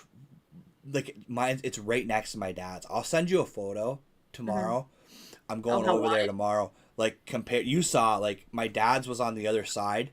Yeah, it is insane how the two kayaks that are the same length, like they're technically 10.5s. They're both in that category. But my new kayak, you could set the Old Town in it and still have gunnel on both sides of it. Yeah. The new Canoe Frontier 10 was like that. It was just it's just like a big freaking wide thing. It was like a pear, like literally. That is a weird shaped kayak. Yeah. Well, because it's technically a molded canoe. Right. Thing. Like the old, was it Mad River that made that canoe like that? One of them companies, yeah. Yeah. So I was just like. Well, New Canoe's Big Adventure anyways, right? Isn't that the same? So it's the same company. I think it is. So that swivel seat that you had, that's the seat that's in my Titan is a New Canoe seat. Oh, is it? It's owned by the same. It's owned by the same parent company, and they readapted.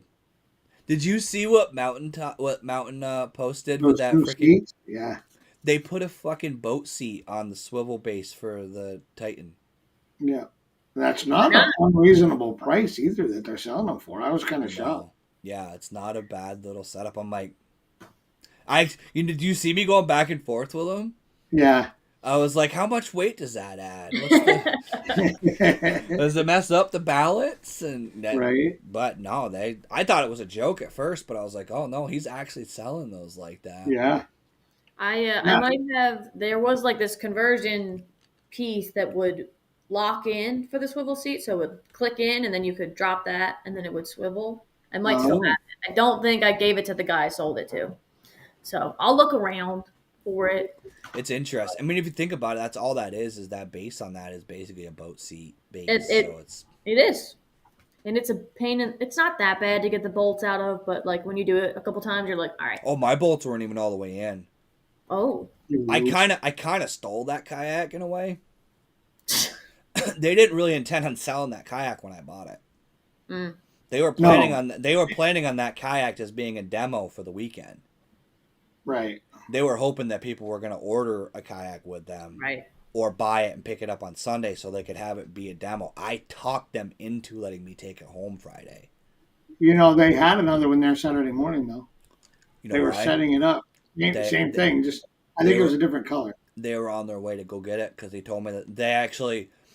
I had that conversation with them. They basically were like, the guy, I think it's like the owner or the guy that's always there. Yeah. Okay. He was. Chris knows. Chris has been going on that show for years. They're at every show right. basically. He was like, we kind of need to have another boat here, and the other guy was like, dude, I'll go get it. He's like, I'll go get another one. Yeah, they were finishing setting it up in the morning on Saturday. But when they put the seat on, like they only hand tightened the bolts and stuff because they were just planning on it sitting there for. I wouldn't put it all together either because they're gonna have to break it back down and put it back in the truck. But I just had to put it on. I had to kind of finish putting the seat on and stuff when I got it here. But that thing, I can't wait to that. The thing about that seats is higher too than the Old Town. Yeah, it's significantly higher up, especially than the 106. Yeah. I don't like a super high seat. I do. I didn't, but I made a 1 3/4 inch riser for the back. Mm-hmm. Maybe it's 2 inch. And then I got about 1.5 inches. It's a little lower for the front. And I like it a lot. And it didn't change my center of balance at all. I didn't like that because when I did that in the new canoe, I just didn't like leaning over for fit. I mean, I'm used to being in a sit on top when you're literally on it. Yeah. So I'm just I don't like being super high up. Yeah. See, for me with my legs, I would get cramp. I actually like being up higher because my legs don't cramp as bad. Right. Because I'm not standing. You wouldn't have that problem. I'm gonna try it. I really am. I'm not going to try it for 2-3 months. Come up to the house and we'll go to that little one you like right by the house, right at the sandy beach, and we'll just strip them both and we'll go out and play around for it a little bit. So I thought about taking... be a good time. Yeah. So the campground that I told you about that's by my house, I'm trying to take Janelle there. Oh. That would be the place to do it. Yeah. 80-acre pond, 60-acre pond that's shallow. I could just... take the black pack off and just go fish out of it for a while and then come back to it. Shoot, don't even fish. Just go out in the morning or later, go out fishing. I mean, I've stood in my Old Town. I got to get it out of my head that I'm going to fall. Yeah, it's all in your head. Oh, dude, the first time I was in the new canoe, I stood up immediately and you couldn't get me down. I was like, I just want to stand on a platform and this is amazing. And I've had to walk to the front of it and to the very back loaded to adjust the trolling motor because it was falling off the back. And I was standing on top of it with all my gear and everything, and it helped me just fine. So my favorite was we used to have a pool and I would practice re-entering in the pool. I literally put my kayak on the top, slid it in the pool, and then I was with my feet not on the ground, not touching, would practice getting up in it. Yeah. I'm sure if my neighbors told me, they would have been like, what the actual fuck are you doing? Yeah. No, it's good to do that. I mean, that's the right thing to do. Yeah. It was a good time. I know a lot of guys actually with the native guys tie rope to the with like a foot with like a loop, so you can They step. tie a rope to the where the track goes through the hole where the bait spots are, so that they can either pull themselves up, or if they flip, if the kayak does flip, you can kind of put your feet against it and pull it to Yep. rotate it. Because that's the one thing about those kayaks is they're Right. heavy. Yeah. They're Yeah. not light. That's the whole part of the balance of those boats is the fact that that's why I think it's funny that all these people are like, yeah, I wish they'd make a lighter boat. The whole part of the fact that that kayak is stable is because of the weight of that kayak. Right. It sits in the water, not on top. It's sucking down into the water, which is creating that suction to keep it from tipping over. Right. That being said, and I'm going to say it and Janelle's going to get mad, Janelle kind of fucked up because she could have got that Slayer LTE or whatever that is. They don't have my color. But that would have been a good boat for you. It would have been. It would have been the couple more perfect months, boat and for that's you. probably what I would have bought. But because with your no. Wait till you see. We should pull into Chris's with your kayak on the fucking T-bar. I think that's got to be awesome. On the bus. You got to see that setup. It is. Does it stick above the bus at all? Yeah. Yeah. It puts me at like 13 feet. 12.6 or something like that. And well, it's off the ground quite a bit. Yeah, she's got a actual like basically decking built off the back bumper. Yep. Gotcha. Yeah. And it's pretty rugged because that's what they use to yank her out of the snowbank. So it's on there. Damn. Good. Yeah, they put it on the weld, like on that square tubing, and yanked us out. Yeah, I was they like, went right on the frame rail, and that's what they hooked to, and then that's what they towed her out with. So it's definitely solid. But yeah, she's got a actual winch. Like winching system that pulls you set it on and then you winch it up. Yep. The only thing winch it up, is the cockpit facing the bus, or is the cockpit facing backwards? It's facing out. It's parallel. So the bar sits like this, and the kayak faces forward, and then it comes to it. Yeah, that's the only thing I don't like is I need like rubber on the bottom because the nose of the kayak rubs on that wood and it scratches it a little bit. And so, but again, we were making it very quickly for a trip, so I was like, just get it on there, and I didn't even use it. He was like, are you serious? It never came off that rack the whole time. She was like, hey, you go. I really wanted to use it, but the weather just was. You didn't miss much. I know. Like 4 or 5 fish the whole time I was there. Day one would have been fun because I feel like if I would have went with you, I would have caught fish from it. And that's okay that I hung out with Bobby. I would stay at that campground again too. I would. The bathroom was a little. Which side of the lake was the campground on? North. That's a great north end on the east or west side.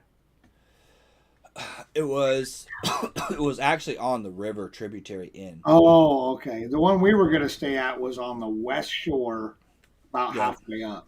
Yeah, no, this is literally on the actual, like, I don't know what river that is. Yeah, I don't know. But it's actually the river that.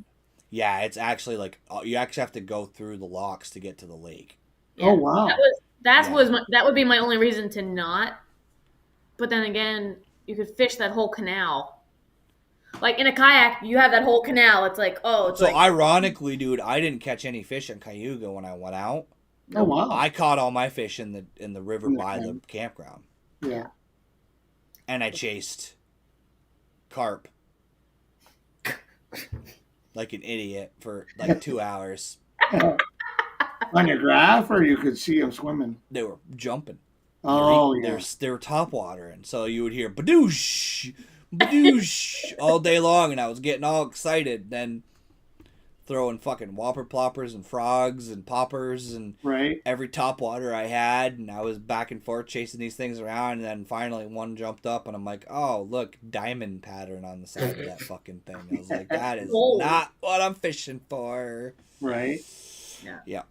A lake like that, I would want the boat. Just be like for the first couple times, and then you get that channel's big. Yeah. Like they were running houseboats up that shit. Right. Like, it was that's why it's got locks. Yeah. It was cool, but it was not like the problem is when we got on Cayuga. The one day I actually fished Cayuga, it was blowing 40. Yep. Yeah, And it and was that just- lake doesn't have a ton of hidden coves. Nope. Well, dude, it was duck hunting. Yep. And the Oh, bay so we the whole north end was everybody with blind. dude, it was like a shanty town. Yeah, You would have thought you pulled into a gun range. yeah. I launched my kayak and I heard ba-doo, ba-doo, ba-doo, ba-doo, ba-doo, ba-doo, ba-doo, ba-doo, ba-doo, ba-doo. I'm like, what in the fuck is going on? I woke And then up to I that didn't sound. I was like, what the? I had no idea what the fuck was going on, and then I looked out on because I heard it at the campground, Yeah. but I couldn't see any of the blinds, so I Right. had no idea what was going on, and I don't think about duck season or goose season or any fowl Right. seasons.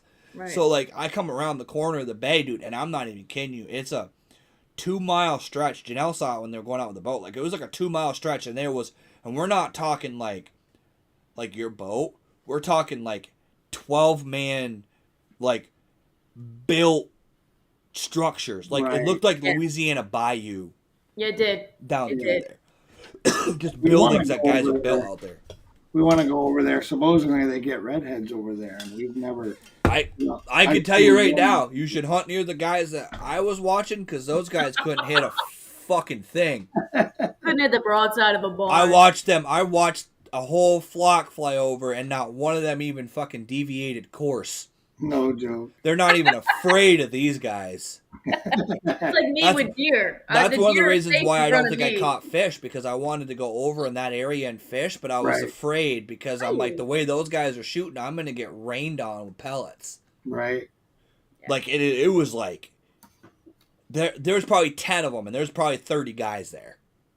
Wow. And it was just do-do, do-do, do-do, do-do, do-do, do-do, do-do, do-do, and then the birds will fly away. And I'm like, what is going on? Like, Did you get him? Like, it was Yeah. crazy. But that's a lake I don't think I would mess around with a kayak. right. I get it, but I feel like I'd rather fish. I fished it with the boat. I mean, I fished it with the boat before, but I Now, just I need to take fix it it in the back. boat.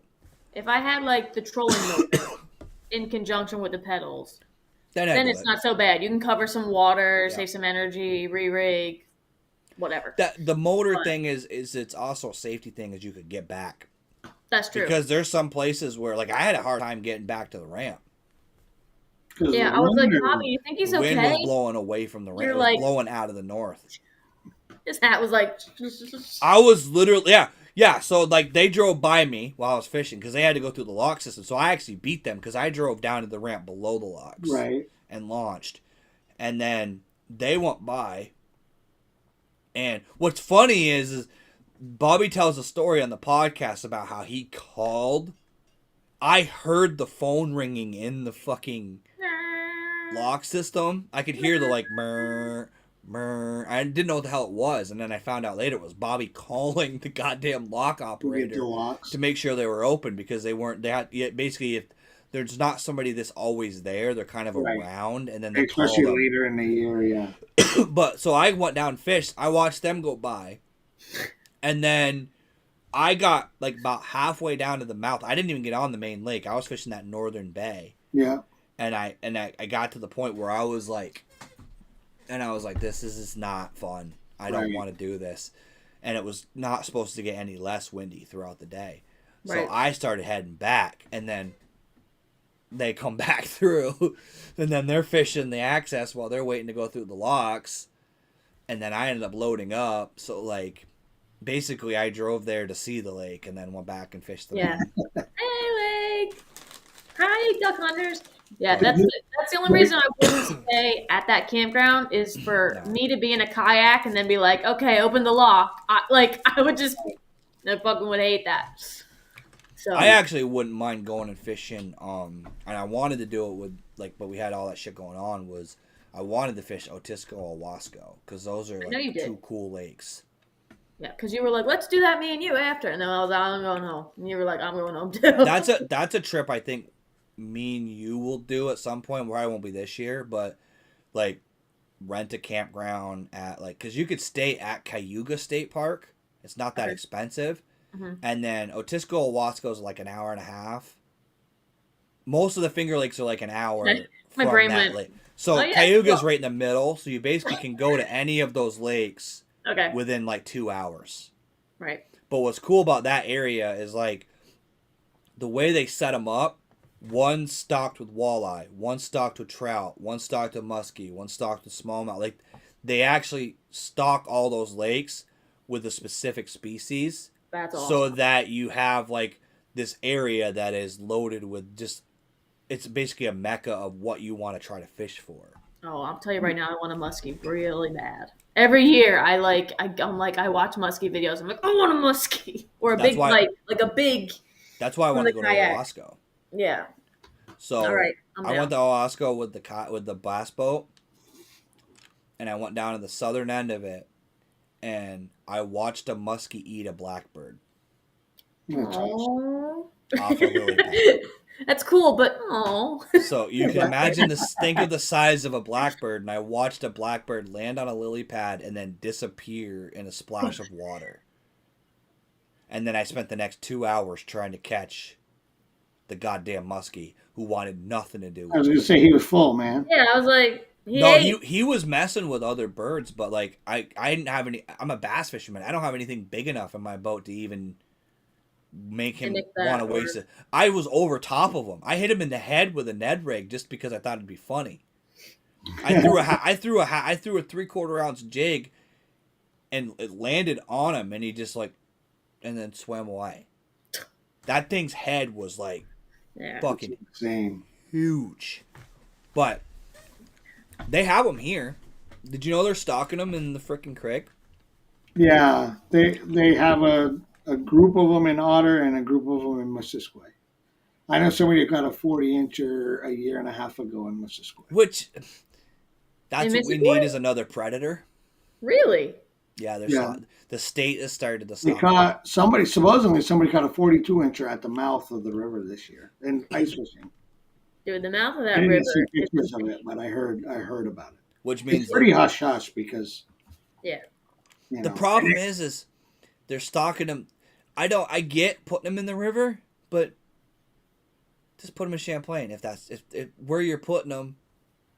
They're gonna end up in the lake anyways. Yeah, and that's the goal. They want them to have a home to come They want back. to acclimate. Oh, I get it. So they're trying to let them build. During the summer, they're not in the river supposedly. Again, I don't know, but they're out. But I've never caught one, and I fished that river enough that I had a so one of the big I would catch some. The kid Arthur that I took fishing on Chit Res in my boat, he sent me a picture of one. And he's like, look what I caught, a muskie. And I was like, nah, dude, that's a fucking pike. And I was like, because it was a baby. It was little. Oh. Right. And a little muskie, other than the color, looks a lot like a pike or a pickerel. That's true. But then I started zooming in on the photo, and I was like, where the fuck did you catch that? And he's like, by the Virgins Falls. Yep. And I was like, that's where that's the other. And I looked it up, and then I started looking some stuff up, and then I was like, oh, Fish and Game's been putting them in there. Yep. That would be pretty awesome. I can imagine that in Champlain, if they get that population to take, the food supply in Champlain is going to create some big muskies. Big mamas. Yeah.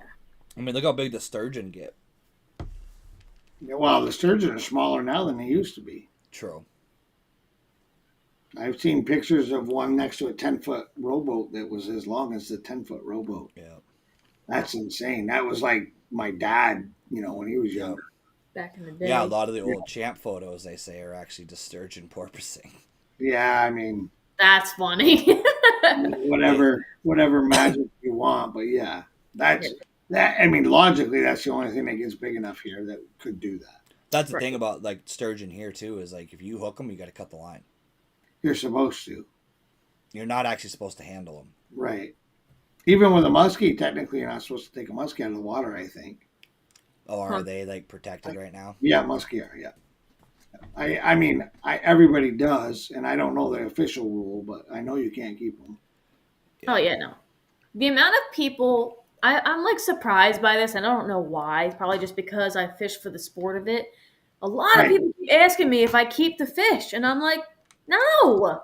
I get mad at people that catch bass through the ice. I'm like, why are you doing that? Like, well, fuck you. No. No, it's not. What it is, and again, certain days on the ice is fine, but when it's bitter cold, Oh yeah. you catch that one in the spring and his eyeballs froze. You know, you Yeah, can there see you it. go. I give you that.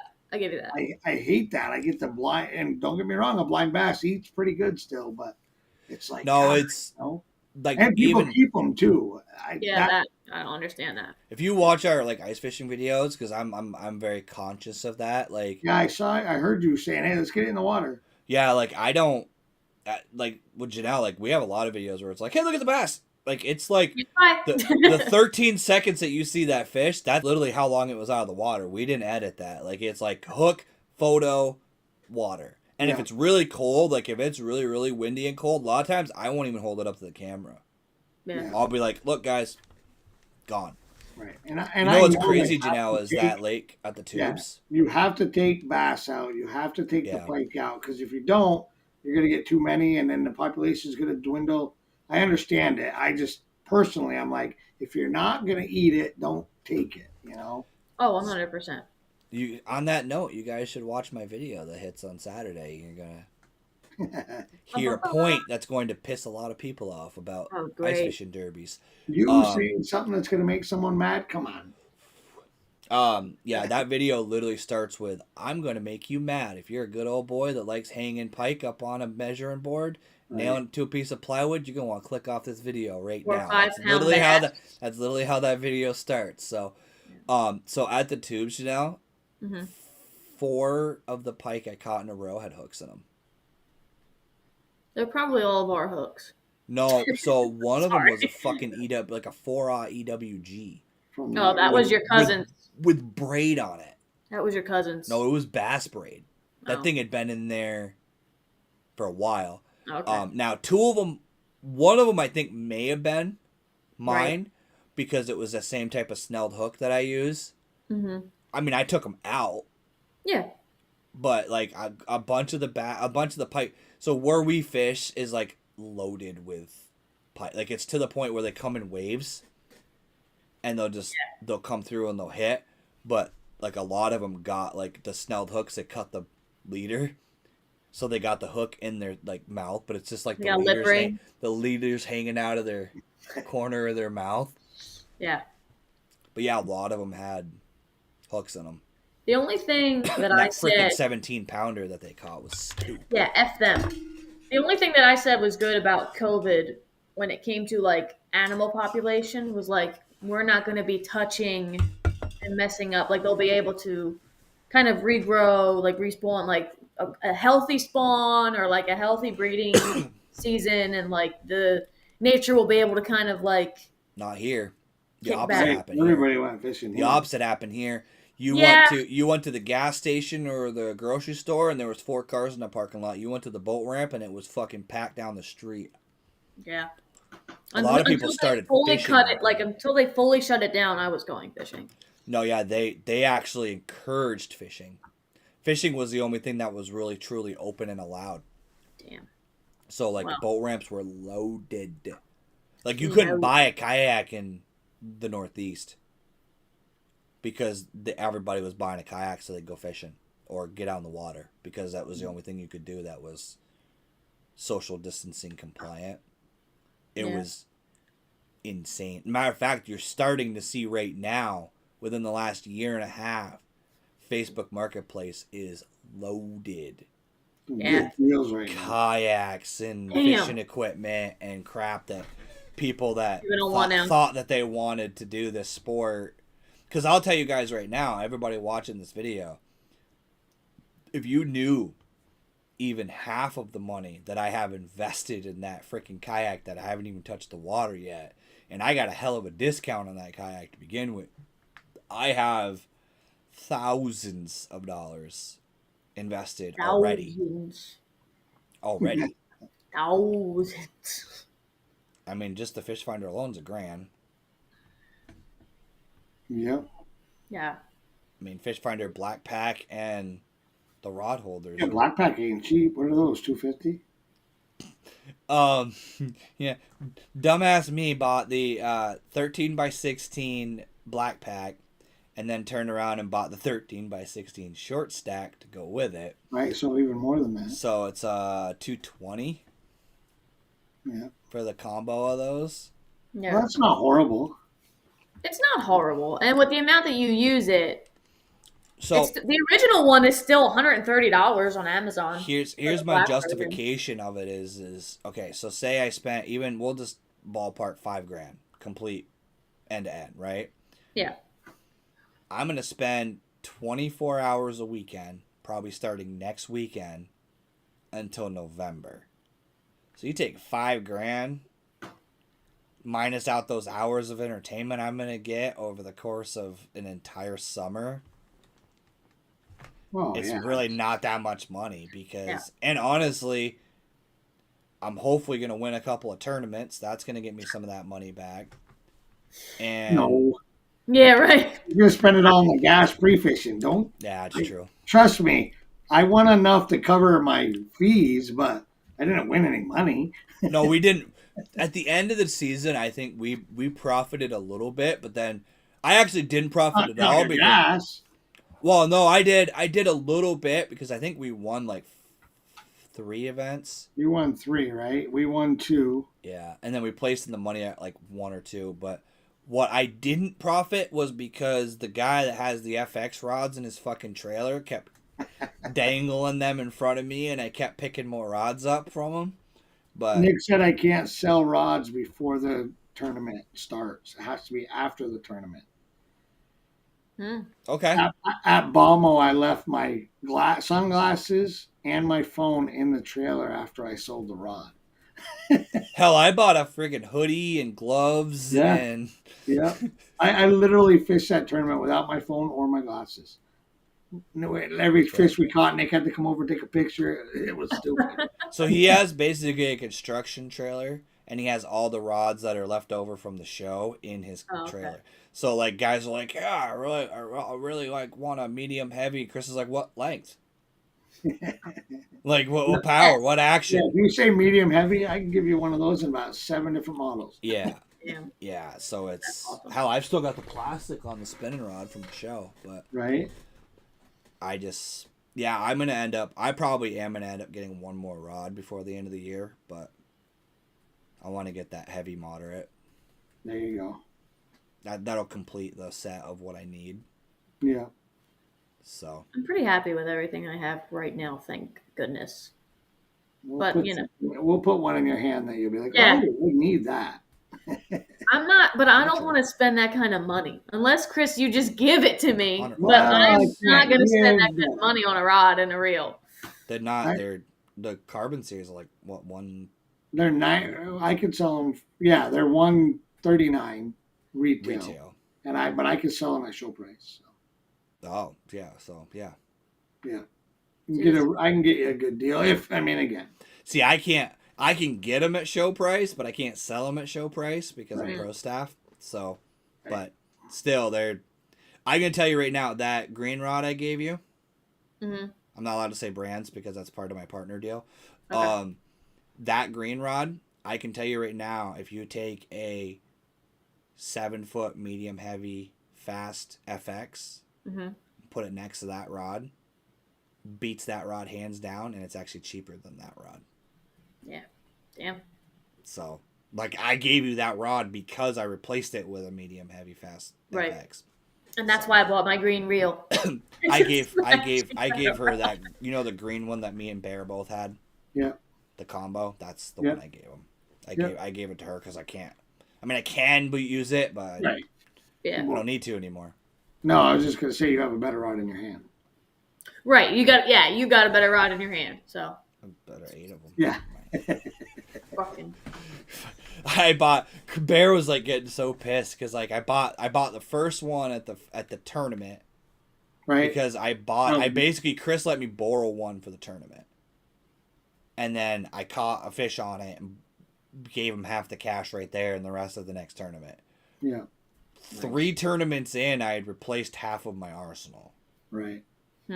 Because I'd gone pro staff for him by then, and then I ended up just replacing like almost all of them. So it's just, but we are going on 2 hours and 14 minutes. I'm sure Chris has got to work tomorrow. I gotta watch a little one in the morning. Yeah, got my fun in the morning, so I'm good. Janelle's going fishing tomorrow. She's lucky. Yeah. Gang, gang. You know what I'm doing? I'm digging a kayak trailer out. There you go. There you go. There you go. I got one snowbank I've got to remove. Yeah. And then I've got to get the canopy, the redneck roof that Janelle saw it. It's fucking like an old dilapidated instant up canopy. Oh, It was God. like I broke a bunch of the poles on it, so I Yeah. just like set it up They're over top. flimsy as hell. I basically set it over top of my kayak trailer to act as like to keep the weight off of the kayak. Yeah. So I got to strip all the accessories off the old town because I'm putting them all. I'm actually going and getting the native this weekend. Nice. It's at Dad's garage. I'm just gonna go put all the accessories on and make my video, throw it on the trailer, and Go say hi to Mom and Dad for me. they asked if when you were coming up again. But May. yeah, we just gotta figure out what week. And I'm gonna take a couple days off. I'm not gonna take the whole week off, but I'm definitely gonna take a couple days off. We learned that Janelle has a limit of how much she can deal with me. Yeah, we did. We did. We did a little bit. We bickered like brother and sister at one point. It was pretty bad. It was actually getting to the point where I was like, I don't know if we should fish tomorrow because like Yeah, I don't know. I don't know what it was. It was just in the air. I was like, I can't. I can't. I was like, she the ice was is cold. It'll do that. It'll do that to you after a while. There's plenty of good spots up this way, a little further north. So No, the plan is to. She's probably gonna come here. I don't know. It depends on whether she's staying before or after. If she's going after, then we'll Right. probably travel down your way and start there, and then I'll meet up with her because I want to try to do. Ideally, I'd like to try to do like a couple of campouts again. yeah. I really like the whole like just fish all day and then sleep in my truck, and which depending on where we are, we may end up camping in your yard. But Well, like I said, I mean, you know, the one that you like, the little one you like, is like 6 minutes from my yard. yeah, Then there's the spot where you guys went ice fishing yeah, on the north end. You can get to that launch in about 18 to 20 minutes. And then there's two spots on the river. There's yeah. St. Albans Bay, there's Missisquoi Bay, there's the other Rock River, which is the north end of Missisquoi. I mean, there's all within 15 minutes, 20 So minutes. yeah, the idea I think is because she's going up to she's gonna be up in that area Yeah, for her trip. Is that the right way to pronounce it? Missisquoi. That's how you pronounce it? Yeah, not Missisquoi or whatever. I like Missisquoi. It's closer than some people. We've Yeah, always called it way Missisquoi. closer. Like Yeah, So I the can't more say north, Missisquoi the now. more I'm like, north I you can't. go, the more French the pronunciations get right. Oh god. because of Canada. Yeah. Yeah, there's literally, from my doorstep, there's 7-8 ramps within 20 minutes. So, Nice. And Michael be my Uber. yeah, Yeah, the way we kind of worked that out, we worked the system out where basically she uses the bus as home base, and then we. yeah. Well, I mean, if I got to be here, the truck's right in the yard. You can grab Ayo. that. I'll help you load the boat right in it. Skirt skirt. I'm gonna be building anyways. I'm gonna have the whole buddy boat deal with with the old town. So Right. I'm actually building I think I'm gonna put a cradle. So I'm gonna build a Good cradle idea. that sits on the railing on the side of my kayak, Mm-hmm. so that Yep. I can put the old town up and above, like up into the left of where my kayak's gonna be. There you go. So then that way, and the best thing about it is it's the same size kayak as Janelle has. So when I build that system, I'll be able The to just template. I already have it built. I and can then throw I can four without anything, like literally in 5 minutes. I can have four all on their Yeah. own cradle in the big trailer. and that's kind of what I'm building out. Is Nice. I want to build. Yeah, it's really nice. I want to build that setup so that I can have that because I also have to build. I'm gonna have to put a bunk system in my trailer Yeah, because the rudder it does sit a little bit below Oh. the Oh, that's bottom. great. Yeah, So it's when underneath.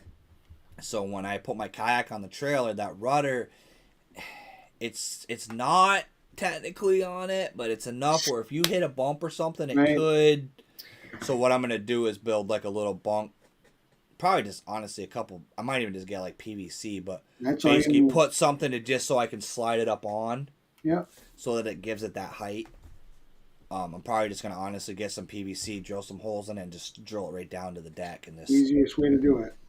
And that way I can do that. But I got to do that and build the Old Town platform so that I can play fishing Uber again, because I think that's just going to be the better system. Because I probably won't even, unless like, honestly, I'll probably just take your kayak home if I'm not sleeping, and then come back the next day with it, like not even unload it. That's fine. Because that's what I do with Bear's kayak when we did tournaments too. Did the same thing. He's had the same kayak too. Because that's another one. I would like to, in a perfect world, I'd like to get us and Bear and just do like a group send. Yeah. If he can come down across, I mean, it's nothing. Yeah.